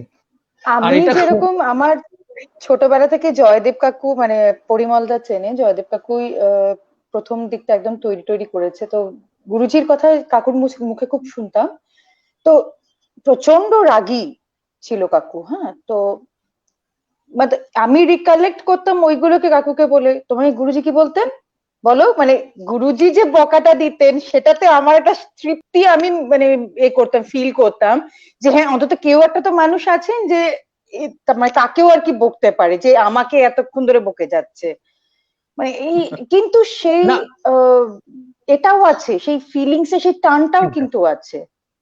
না এই প্রসঙ্গে আমি একটা কথা বলবো, এক্ষুনি মনে পড়ে গেল, যে আমার মনে আছে, আমি জানি না পরিমল নিশ্চয়ই জানিস, একজন সিনিয়র ভদ্রলোক আছেন, আমি নাম মনে করতে পারছি না, আমাদের উনি ব্যাংকে কাজ করতেন, স্টেট ব্যাংকে কাজ করতেন, আমি বলছি 94 এর কথা। তখনই ওনার বয়স অনেক আগে, মানে 94-এ অনেক, প্রায় ক্লোজ টু 50 এরকম বা 50+ হবে। তো উনি ওই ব্যাংক থেকে সেরে ক্লাসে আসতেন সন্ধ্যেবেলা, 5টার সময় ব্যাংক থেকে বেরিয়ে দিয়ে ক্লাসে।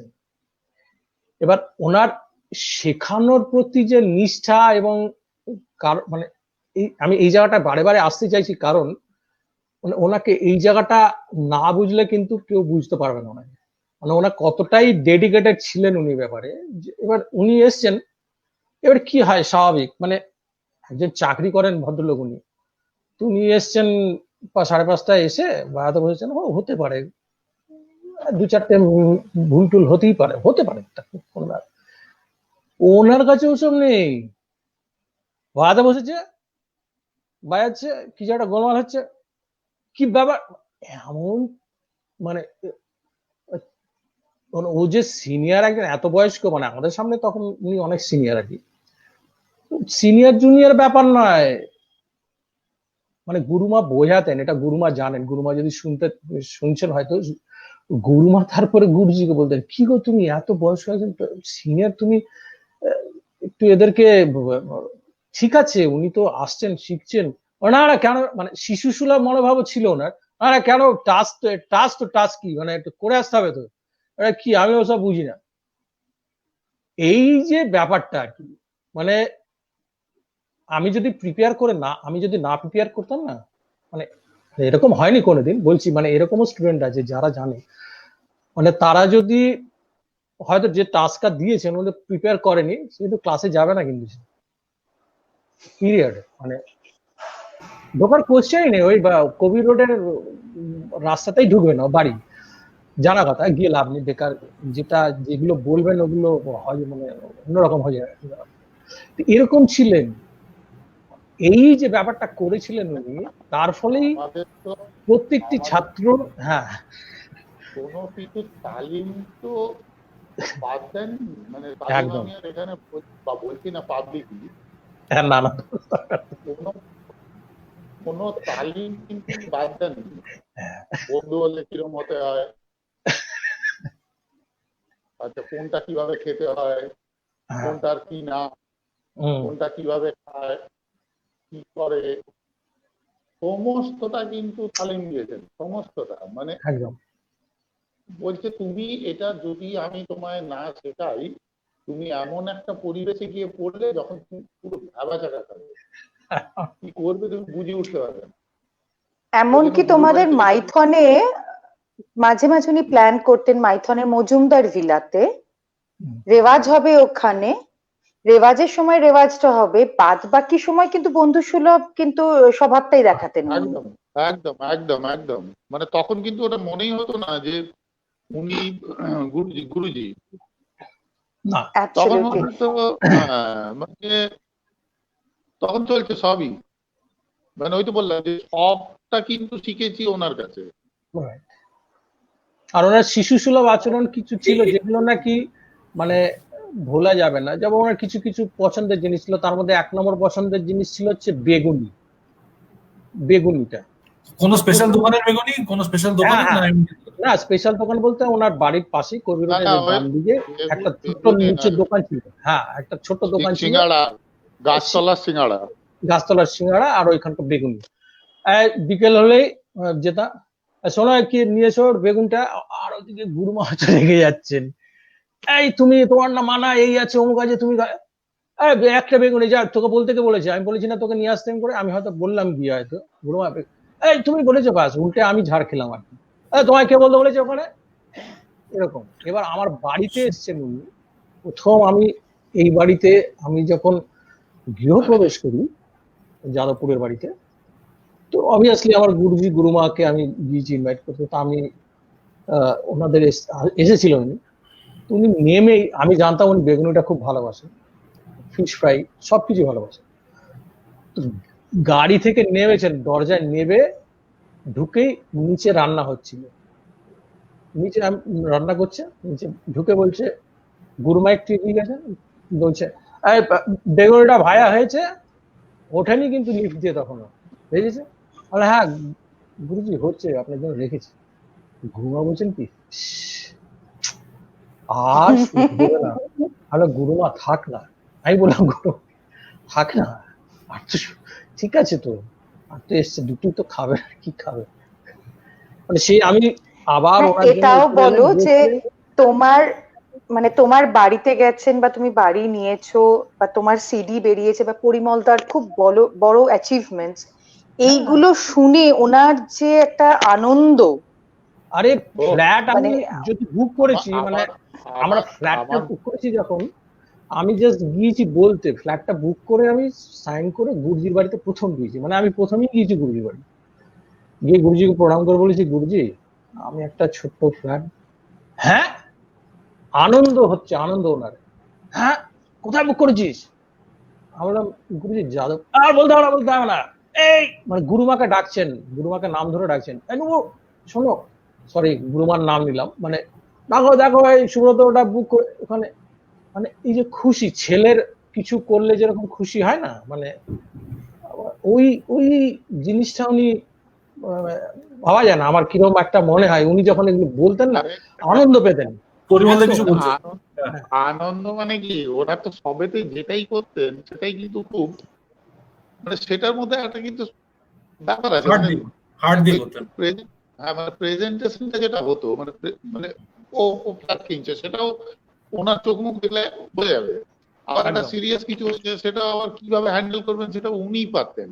একদম তো তখন আমার মনে আছে একটা ঘটনা, মালদায় ক্লাস করতেন।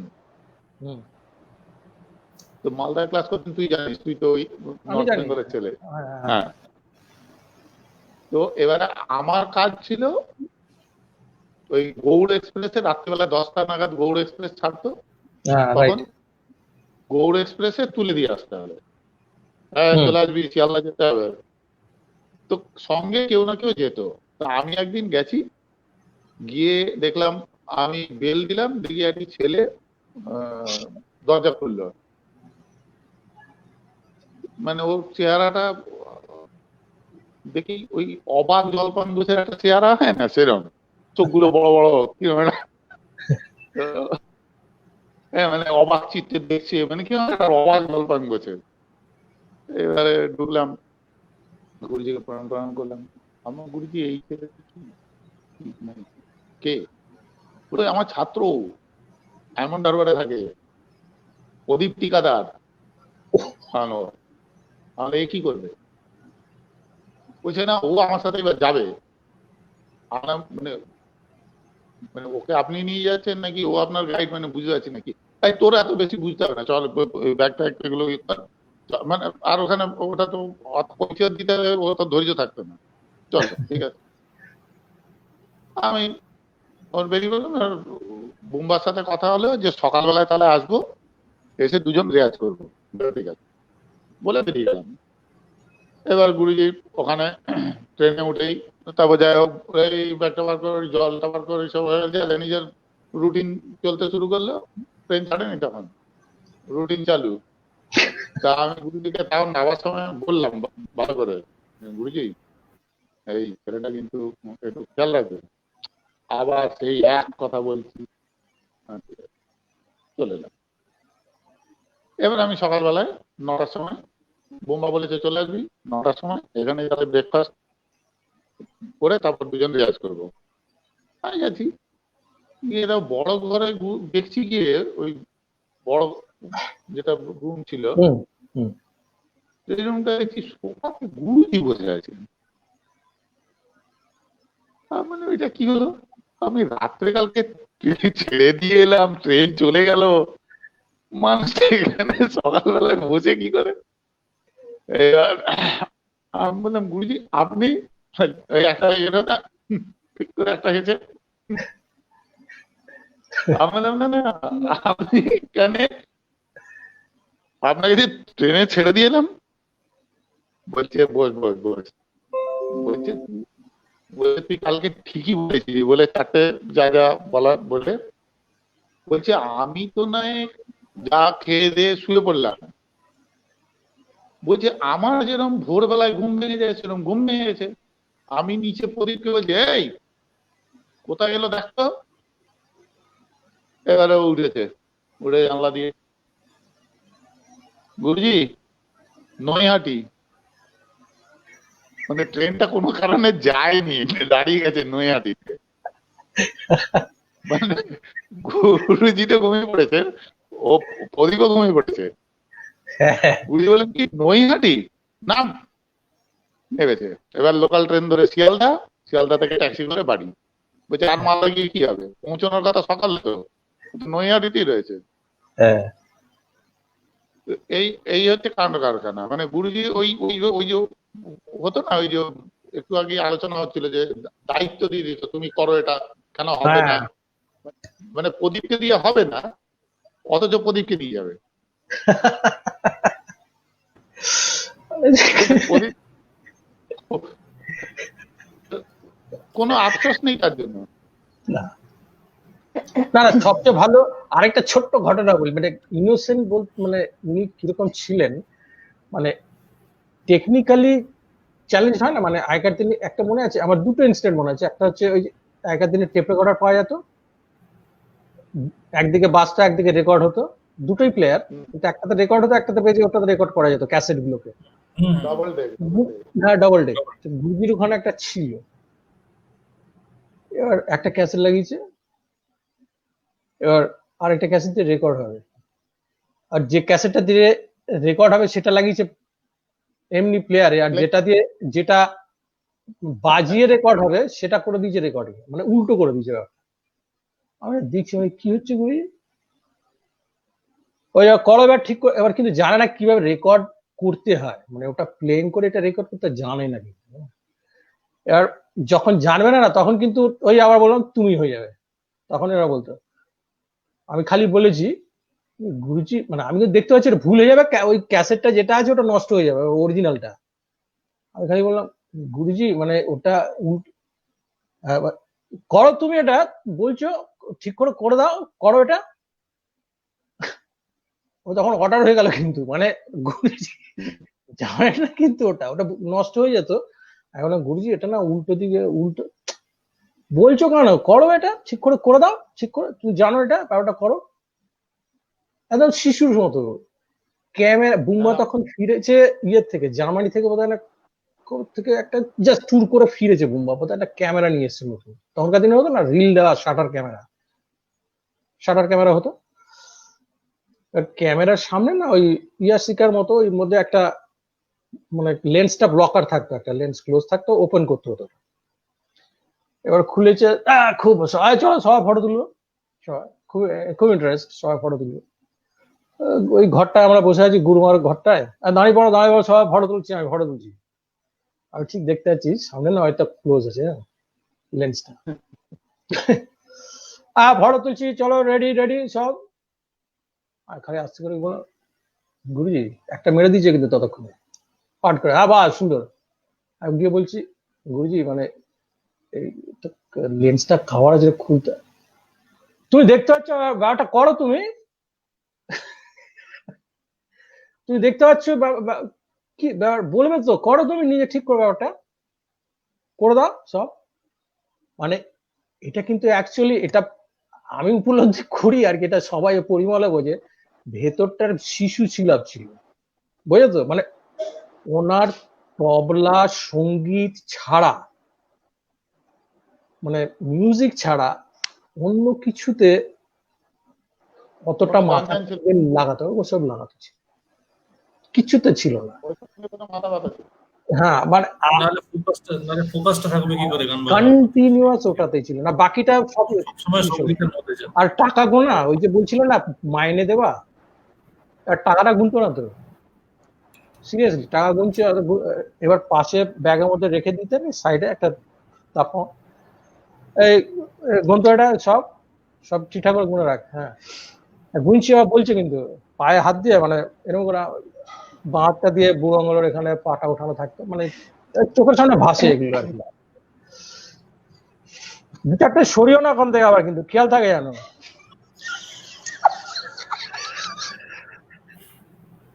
দু চারটে সরিয়ে দিও না আবার তুমি ওখান থেকে। গুরুজি একদম একদম যেটা মন থেকে আসতো সেটাই বলতেন। মন থেকে বলে দিল হট করে দু চারটে সরিও না, কিন্তু দেখো আবার ঠিক করে রেখো ওটা। ক্লাস করছি আমরা, একজন লোক এসে বেল দিয়েছে, ওইদিকে দরজায় বেল দিয়েছে, তো গুরুজি বলে দেখ তো কে, ওইদিক দিয়ে খোল, দেখ কে। সুব্রত গুপ্ত ছিল, গেছে, জিজ্ঞেস করেছে কি ব্যাপার, টিভি সারাবার জন্য বলেছিস নাকি? এসে বলে গুরুজি এই টিভি সারানোর লোক এসে, বলো টিভি সারানোর লোক এসে। পরিমল দা, মাইক্রোফোনটাকে সামনে। Hello hello hello hello hello, হ্যাঁ। তো বলছে গুরুজি টিভি চালানোর লোক এসছে, বলছে ও টিভি চালানোর লোক এসছে, ঠিক আছে তোরা বস আমি আসছি। এবার গুরুজি লোকটিকে নিয়ে ভেতরে গিয়ে যাই হোক, এবার গুরুজি মিনিট 10-15 বাদে এসছে। এবার সুব্রত জিজ্ঞেস করতে, গুরুজি টিভি খারাপ হয়ে গেছে? বলছে হ্যাঁ। বলছে কি খারাপ হয়ে গেছে গুরুজি?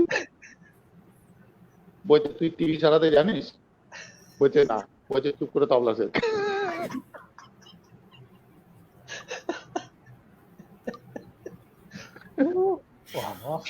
ইনস্ট্যান্ট জবাব যাকে বলে। হ্যাঁ মানে মানে মানে উনি জবাব আমি 2012-এর একটা ইনসিডেন্ট বলি। গুরুজির শরীর খুব খারাপ তখন, হ্যাঁ সেদিনকে আর কি। তো কিন্তু কিছুটা প্ল্যান হয়েছে ফর এনি রিজন, সিঙ্গারা আনা হয়েছে। সুভদ্র কল্যাণের বাবা মানে অরিন্দম দা আরো 1-2 জন আর কি, তারা প্ল্যান করেছেন নিজেদের মধ্যেই যে সেদিনকে সিঙ্গারা আনা হবে। এবার গুরুজির কিন্তু শরীর খুব খারাপ, তো আমি বললাম যে এরকম গুরুজির শরীরটা খারাপ আর তোমরা আনছো যে, বলছে কি করব, একবার শুধু মুখ দিয়ে বেরিয়ে গেছিল, তো গুরুজি নিজে এবার বলছেন যে আনলি না। এবার আনা হয়েছে পার হেড 2টো করে, আমি খাইনি। গুরুজি দেখলাম একটা তো খেলেন, দিয়ে বলছেন যে আরেকটা দে, মানে এবার সেটাকে কিন্তু লুকানো হয়ে গেছে বাকিটা, যেটা আর কি রিমেইনিং, যে না। তো আমি বললাম যে খাচ্ছেন কেন, গুরুমাকে ডাকবো? বলে বেশি পাকামি মারিস না, তাহলে বাড়ি চলে যা। মানে এবং উনি খেলেন, বলেছে যে হচ্ছে হবে, ওটা অসুবিধা হচ্ছে এখন, ঠিক আছে কালকে থেকে সুস্থ হয়ে যাবো, কোনো এমন ব্যাপার নয়। তা বলে সিঙ্গারা ছাড়া যায় না। কিন্তু এই যে জিনিসটা ওনার মধ্যে, এই যে স্পন্টেনিটিটা, স্টুডেন্টরাও আছে যে তাদের সামনেও, যেটা মানে নিজের মনে করে যে এই জিনিসটা বলা, আমার ভালোবাসা এটাই যে আমি এটা খাবো, এবং ওই যে চাইল্ডিশনেস যেটা আর কি ভেতরের মধ্যে। আর এমন একটি মানুষকে নিয়ে কথা হচ্ছে যাকে নিয়ে আমাদের সিরিয়াসলি শেষ হবে না কোনোদিনও শোনা, হাজার বছরের পর বছর পেরিয়ে গেলেও। আরেকটা আমাদেরকে কোথাও শেষ করতে, হ্যাঁ বল, শেষ করতে হবে, মানে জোর করেই শেষ করছি। কিন্তু তার আগে এই দিকটাও বলে দিই, মানে এটা ছোট্ট জিনিস কিন্তু এটা খুব বড় জিনিস। মানে কোন একজন ছাত্র এসেছিল, এসে গুরুজির কাছে এসছে, তো কেউ একজন বাজিয়েছে কোথাও, নাম নিচ্ছি না কারণ, কেউ একজন বাজিয়েছে, তো গুরুজি জিজ্ঞেস করেন তো কেমন হয়েছে বলতো, ওটা শুনতে গেছিল? হ্যাঁ ভালো। কিন্তু গুরুজি ব্যাপারটা হলো গিয়ে শুনলাম খালি মনে হচ্ছে কি মাটা খালি আমাকে ঘষেই যাচ্ছে, কি একটা করছে। ও তাই না, ভাই হচ্ছে আচ্ছা ঠিক আছে, তুমি বারোটা বার করো, তুমি শুয়ে গেছে তো বারোটা নাও, ওই ঘরটা ওখানে বসে গিয়ে 2 ঘন্টা পর ওরকম বাজিয়ে ভাড়াটা করে আমাকে দেখে যাবে। মানে এটা উনি মানে ব্যাপারটা বলার উদ্দেশ্যটা হচ্ছে, তোমাকে আমি জিজ্ঞেস করেছি কেমন হয়েছে বাজনা, কিরকম শুনলে, এবং কারণ না, উনি এটা একদম এনকারেজ করতেন না, কখনো না। কথা বলবে না, তুমি শুনবে, তুমি ক্রিটিসাইজ করছো কিভাবে, তোমাকে তো বলিনি ওটা করতে, আর তুমি বলছো। আর ভালো জিনিসটা করো, ভালো জিনিস, মুখ দিয়ে খারাপ জিনিস বেরোবে না, কারোর সম্বন্ধে কিছু বলবে না, আজে বাজে কথা, আমি ওটা শুনতে চাই না। একদম কখনো অন্য কথাতেই যেত না, কথাটা বাদ হতোই না, আর অন্য কারোর সম্বন্ধে আজে বাজে কথা না, ওসব হবে। তুমি নিজে করো, ওরা দেখি ওটা শিক্ষা কিন্তু ওই ছেলেটি। হ্যাঁ।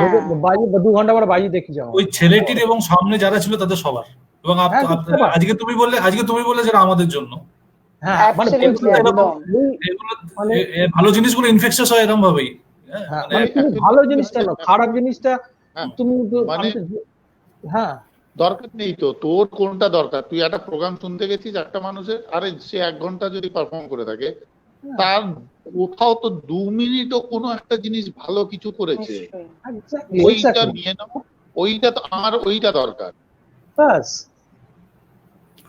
তো আমরা শেষ করার আগে তোমরা যদি কিছু কথা বলে নাও, তারপরে আমরা ওনার একটা বাজনা দিয়ে তার আগে আমি একটা কথা বলি just for the viewers, from tomorrow onwards 10 a.m. the second event of Pandit Shankar Ghosh Memorial event, the second day that we are celebrating with only the performances session, live performances will be there. Please stay tuned. আর এটা তোমাদের দুজনকেও request, please দুজনে যদি তোমরা যদি থেকে আর কি তাদেরকে একটুখানি ইন্সপায়ার করো, আশীর্বাদ স্বরূপ যদি একটু ইন্সপায়ার করো তো খুব ভালো লাগবে তাদের প্রত্যেকের। সকাল 10টা থেকে from 10 a.m. onwards till 10 p.m. at a stress। মাঝখানে শুধু লাঞ্চ ব্রেক আছে। হ্যাঁ, মাঝখানে হ্যাঁ there will be a break for the lunch also। আর সেটা মানে অলমোস্ট 12 থেকে 13 জন পারফর্মার্স আছে, গুরুজিরও কিছু স্টুডেন্টস আছে, এবং সাথে কিছু বেনারস ঘরানা আছে, কিছু বাইরের ছেলেমেয়েরাও আছে, ইউকে বেসড একজন তবলা প্লেয়ার আছেন।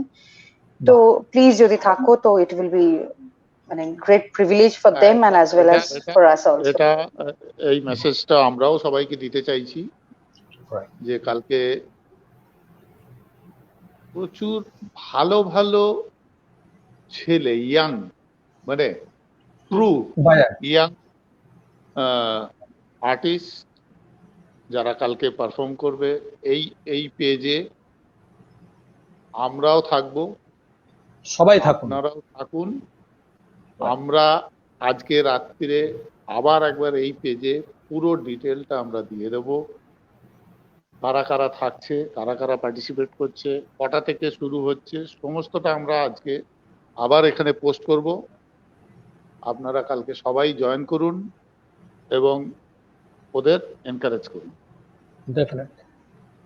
আর এত বড় কাজটা করার জন্য আমার মনে হয় দুজনকে প্রত্যেকের উচিত, রামপ্রপন্ন আর এমিলিকে, এদেরকে ওই এখন তো নানা রকম কথা বেরিয়েছে, বিগ থ্যাঙ্কস অমুক তমুক, এটা খুব একটা খাটে না। মানে আমার মনে হয় যে স্বতঃস্ফূর্ত ভাবে অনেস্টলি এইভাবে যদি প্রত্যেকে ভাবে, প্রত্যেক মিউজিশিয়ানের জন্য, মানে যারা আমাদের জন্য, আমাদের দেশের জন্য, আমাদের শিল্প সংস্কৃতির জন্য যা যা ধরোহর দিয়ে গেছেন, কারণ এর আগে যে সেশনগুলো হচ্ছিল, আমি কিষাণ মহারাজজির সেশনটাও শুনছিলাম, বিলায়ত খান সাহেবের সেশনটাও শুনছিলাম, যেটা ওরা দুজনে মিলে করেছিল, খুব ভালো। তো আমার মনে হয় যে প্রত্যেকের এই দায়িত্বটা নেওয়া উচিত, যেভাবে ওরা দুজন দায়িত্ব নিয়েছে, এবং শুধু দায়িত্ব নিয়েছে নয়, ওরা দুজনেই খুব দায়িত্বশীল পদে কিন্তু চাকরি করে। তারপরেও কিন্তু ওরা এত বড় একটা দায়িত্ব নিয়ে এই অনুষ্ঠানটা লাস্ট 1 মাস ধরে ওরা চালাচ্ছে। দুজনেই খুব ভালো শিল্পী। পরে আসছি আগামী পর্বে ডান্সের ওপরেও রয়েছে এই পেজ থেকে, সেটার জন্য আগাম শুভেচ্ছা রইল এবং প্রত্যেককে আমন্ত্রণ জানিয়ে রাখলাম। আর ওরা শিল্পী কোন লেভেলের শিল্পী সেটা সুব্রত বলবে, কারণ আমি রামপ্রপন্নকে শুধু রামপ্রপন্ন হিসেবে চিনি না, ওর পরিবারের সাথেও আমার বোধহয় কয়েক দশকের যোগাযোগ। ওর বাবার সাথে আমার একটা বন্ধুত্বপূর্ণ সম্পর্ক, যদিও আমার থেকে বয়সে বড়। সুব্রত এবারে ওদের না না, আমার বলার কিছু নেই, এরা দুজনেই যেটা তুই বললি এত বড় দায়িত্বশীল পদে কাজ করেও সঙ্গীতটাকে নিয়ে আলাদাভাবে একটা জায়গা করে এত ভালোভাবে নিজেরা এগিয়ে যাচ্ছে এবং এত সুন্দর পারফর্মার দুজনেও, এবং পুরো ব্যাপারটা আমাদের ট্রেডিশনটাকে এইভাবে ভাবা, মানে ভেবে সবাইকে নিয়ে একটা প্রেজেন্টেশন পরপর পরপর পরপর করে চলেছে।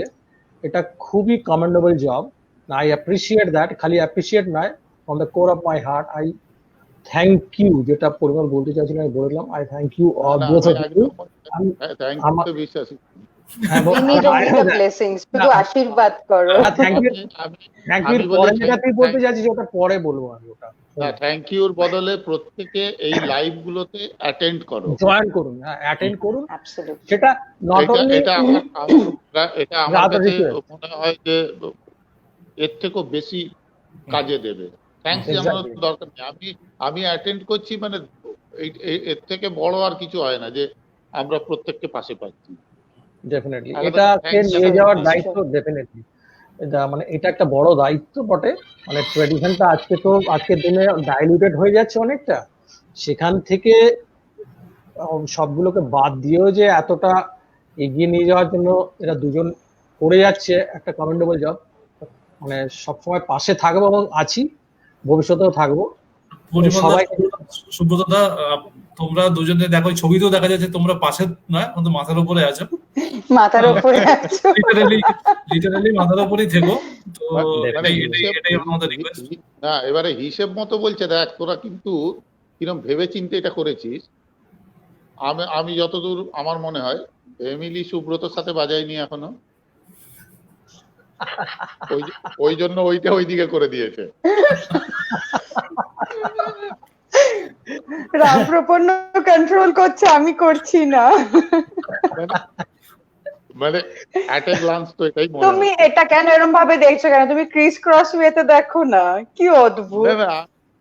আমি দেখো আমার সরল মনে বললাম, এটা সরল মনে গরল নেই, বুঝতে পেরেছি।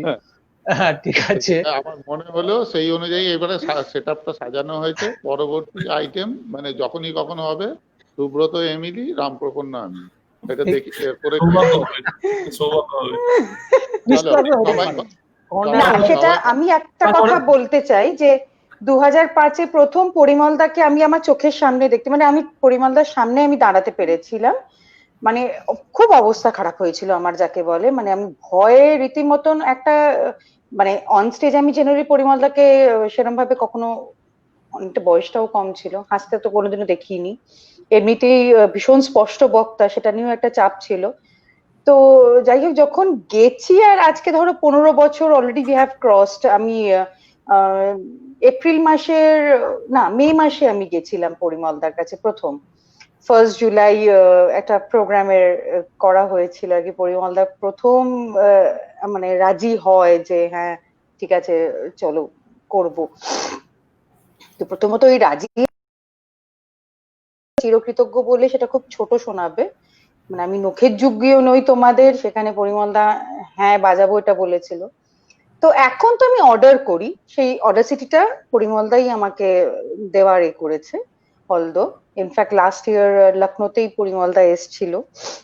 তো এবং সেটাও কিন্তু আমি অর্ডার করে যে তোমাকে আসতে হবে বলে, ঠিক আছে আমি তাহলে তবলা বায়ান নিয়ে আসছি। এবং আমি কিচ্ছু দিতে পারিনি, কিন্তু পরিমলদা এসছিল। এবং সেই যে স্যাটিসফ্যাক্টরি যে জিনিসটা হয় অন স্টেজ, সেটা আমি সিরিয়াসলি আমি সবসময় সবাইকেই বলে থাকি। এত তবলা প্লেয়ার্স আছে, আবার কেউ কাউকে ছোট করছি না, ইটস নট দ্যাট, কিন্তু পরিমলদা নাচের সাথে বাজায় না, কিন্তু তাহলেও যেটা কি যে গুরুজির ওখানে যে একটা ব্যাপার আছে না, যে যেরকম তার সাথে সেরকম। তো সেই জিনিসটা পরিমলদার এটা থেকে আমি দেখেছি আর কি, মানে ওইখান থেকেও আমি শেখারও সুযোগটা কিছুটা হয়েছে। তো ভবিষ্যতে সুব্রতদা আমাকে সুযোগ দেবে কিনা তার সামনে দাঁড়ানো, সেটা that is a different thing, কিন্তু তোমাকে ছাড়ছি না। এটা আবার অন্যরকম কথা হয়ে গেল। চলো এ কথার শেষ নেই। সত্যি কথা আমার মনে হয় যে আমরা এখানে এটাকে আজকের মতো ইতি করি। রাইট। যারা আমাদের এই অনুষ্ঠানে এতক্ষণ ছিলেন প্রত্যেককে আমাদের সবার তরফ থেকে ধন্যবাদ। একদম। অসংখ্য আগামী দিনও আমরা আশা রাখি আপনারা এইভাবেই সঙ্গে থাকবেন। ধন্যবাদ। আমাদের সাপোর্ট করে যাবেন। একদম নিশ্চয়ই। আমরা অনুষ্ঠানের শেষ গুরুজির একটা বাজনা দিয়ে করব, মধুরানো সমবায় যাকে বলে।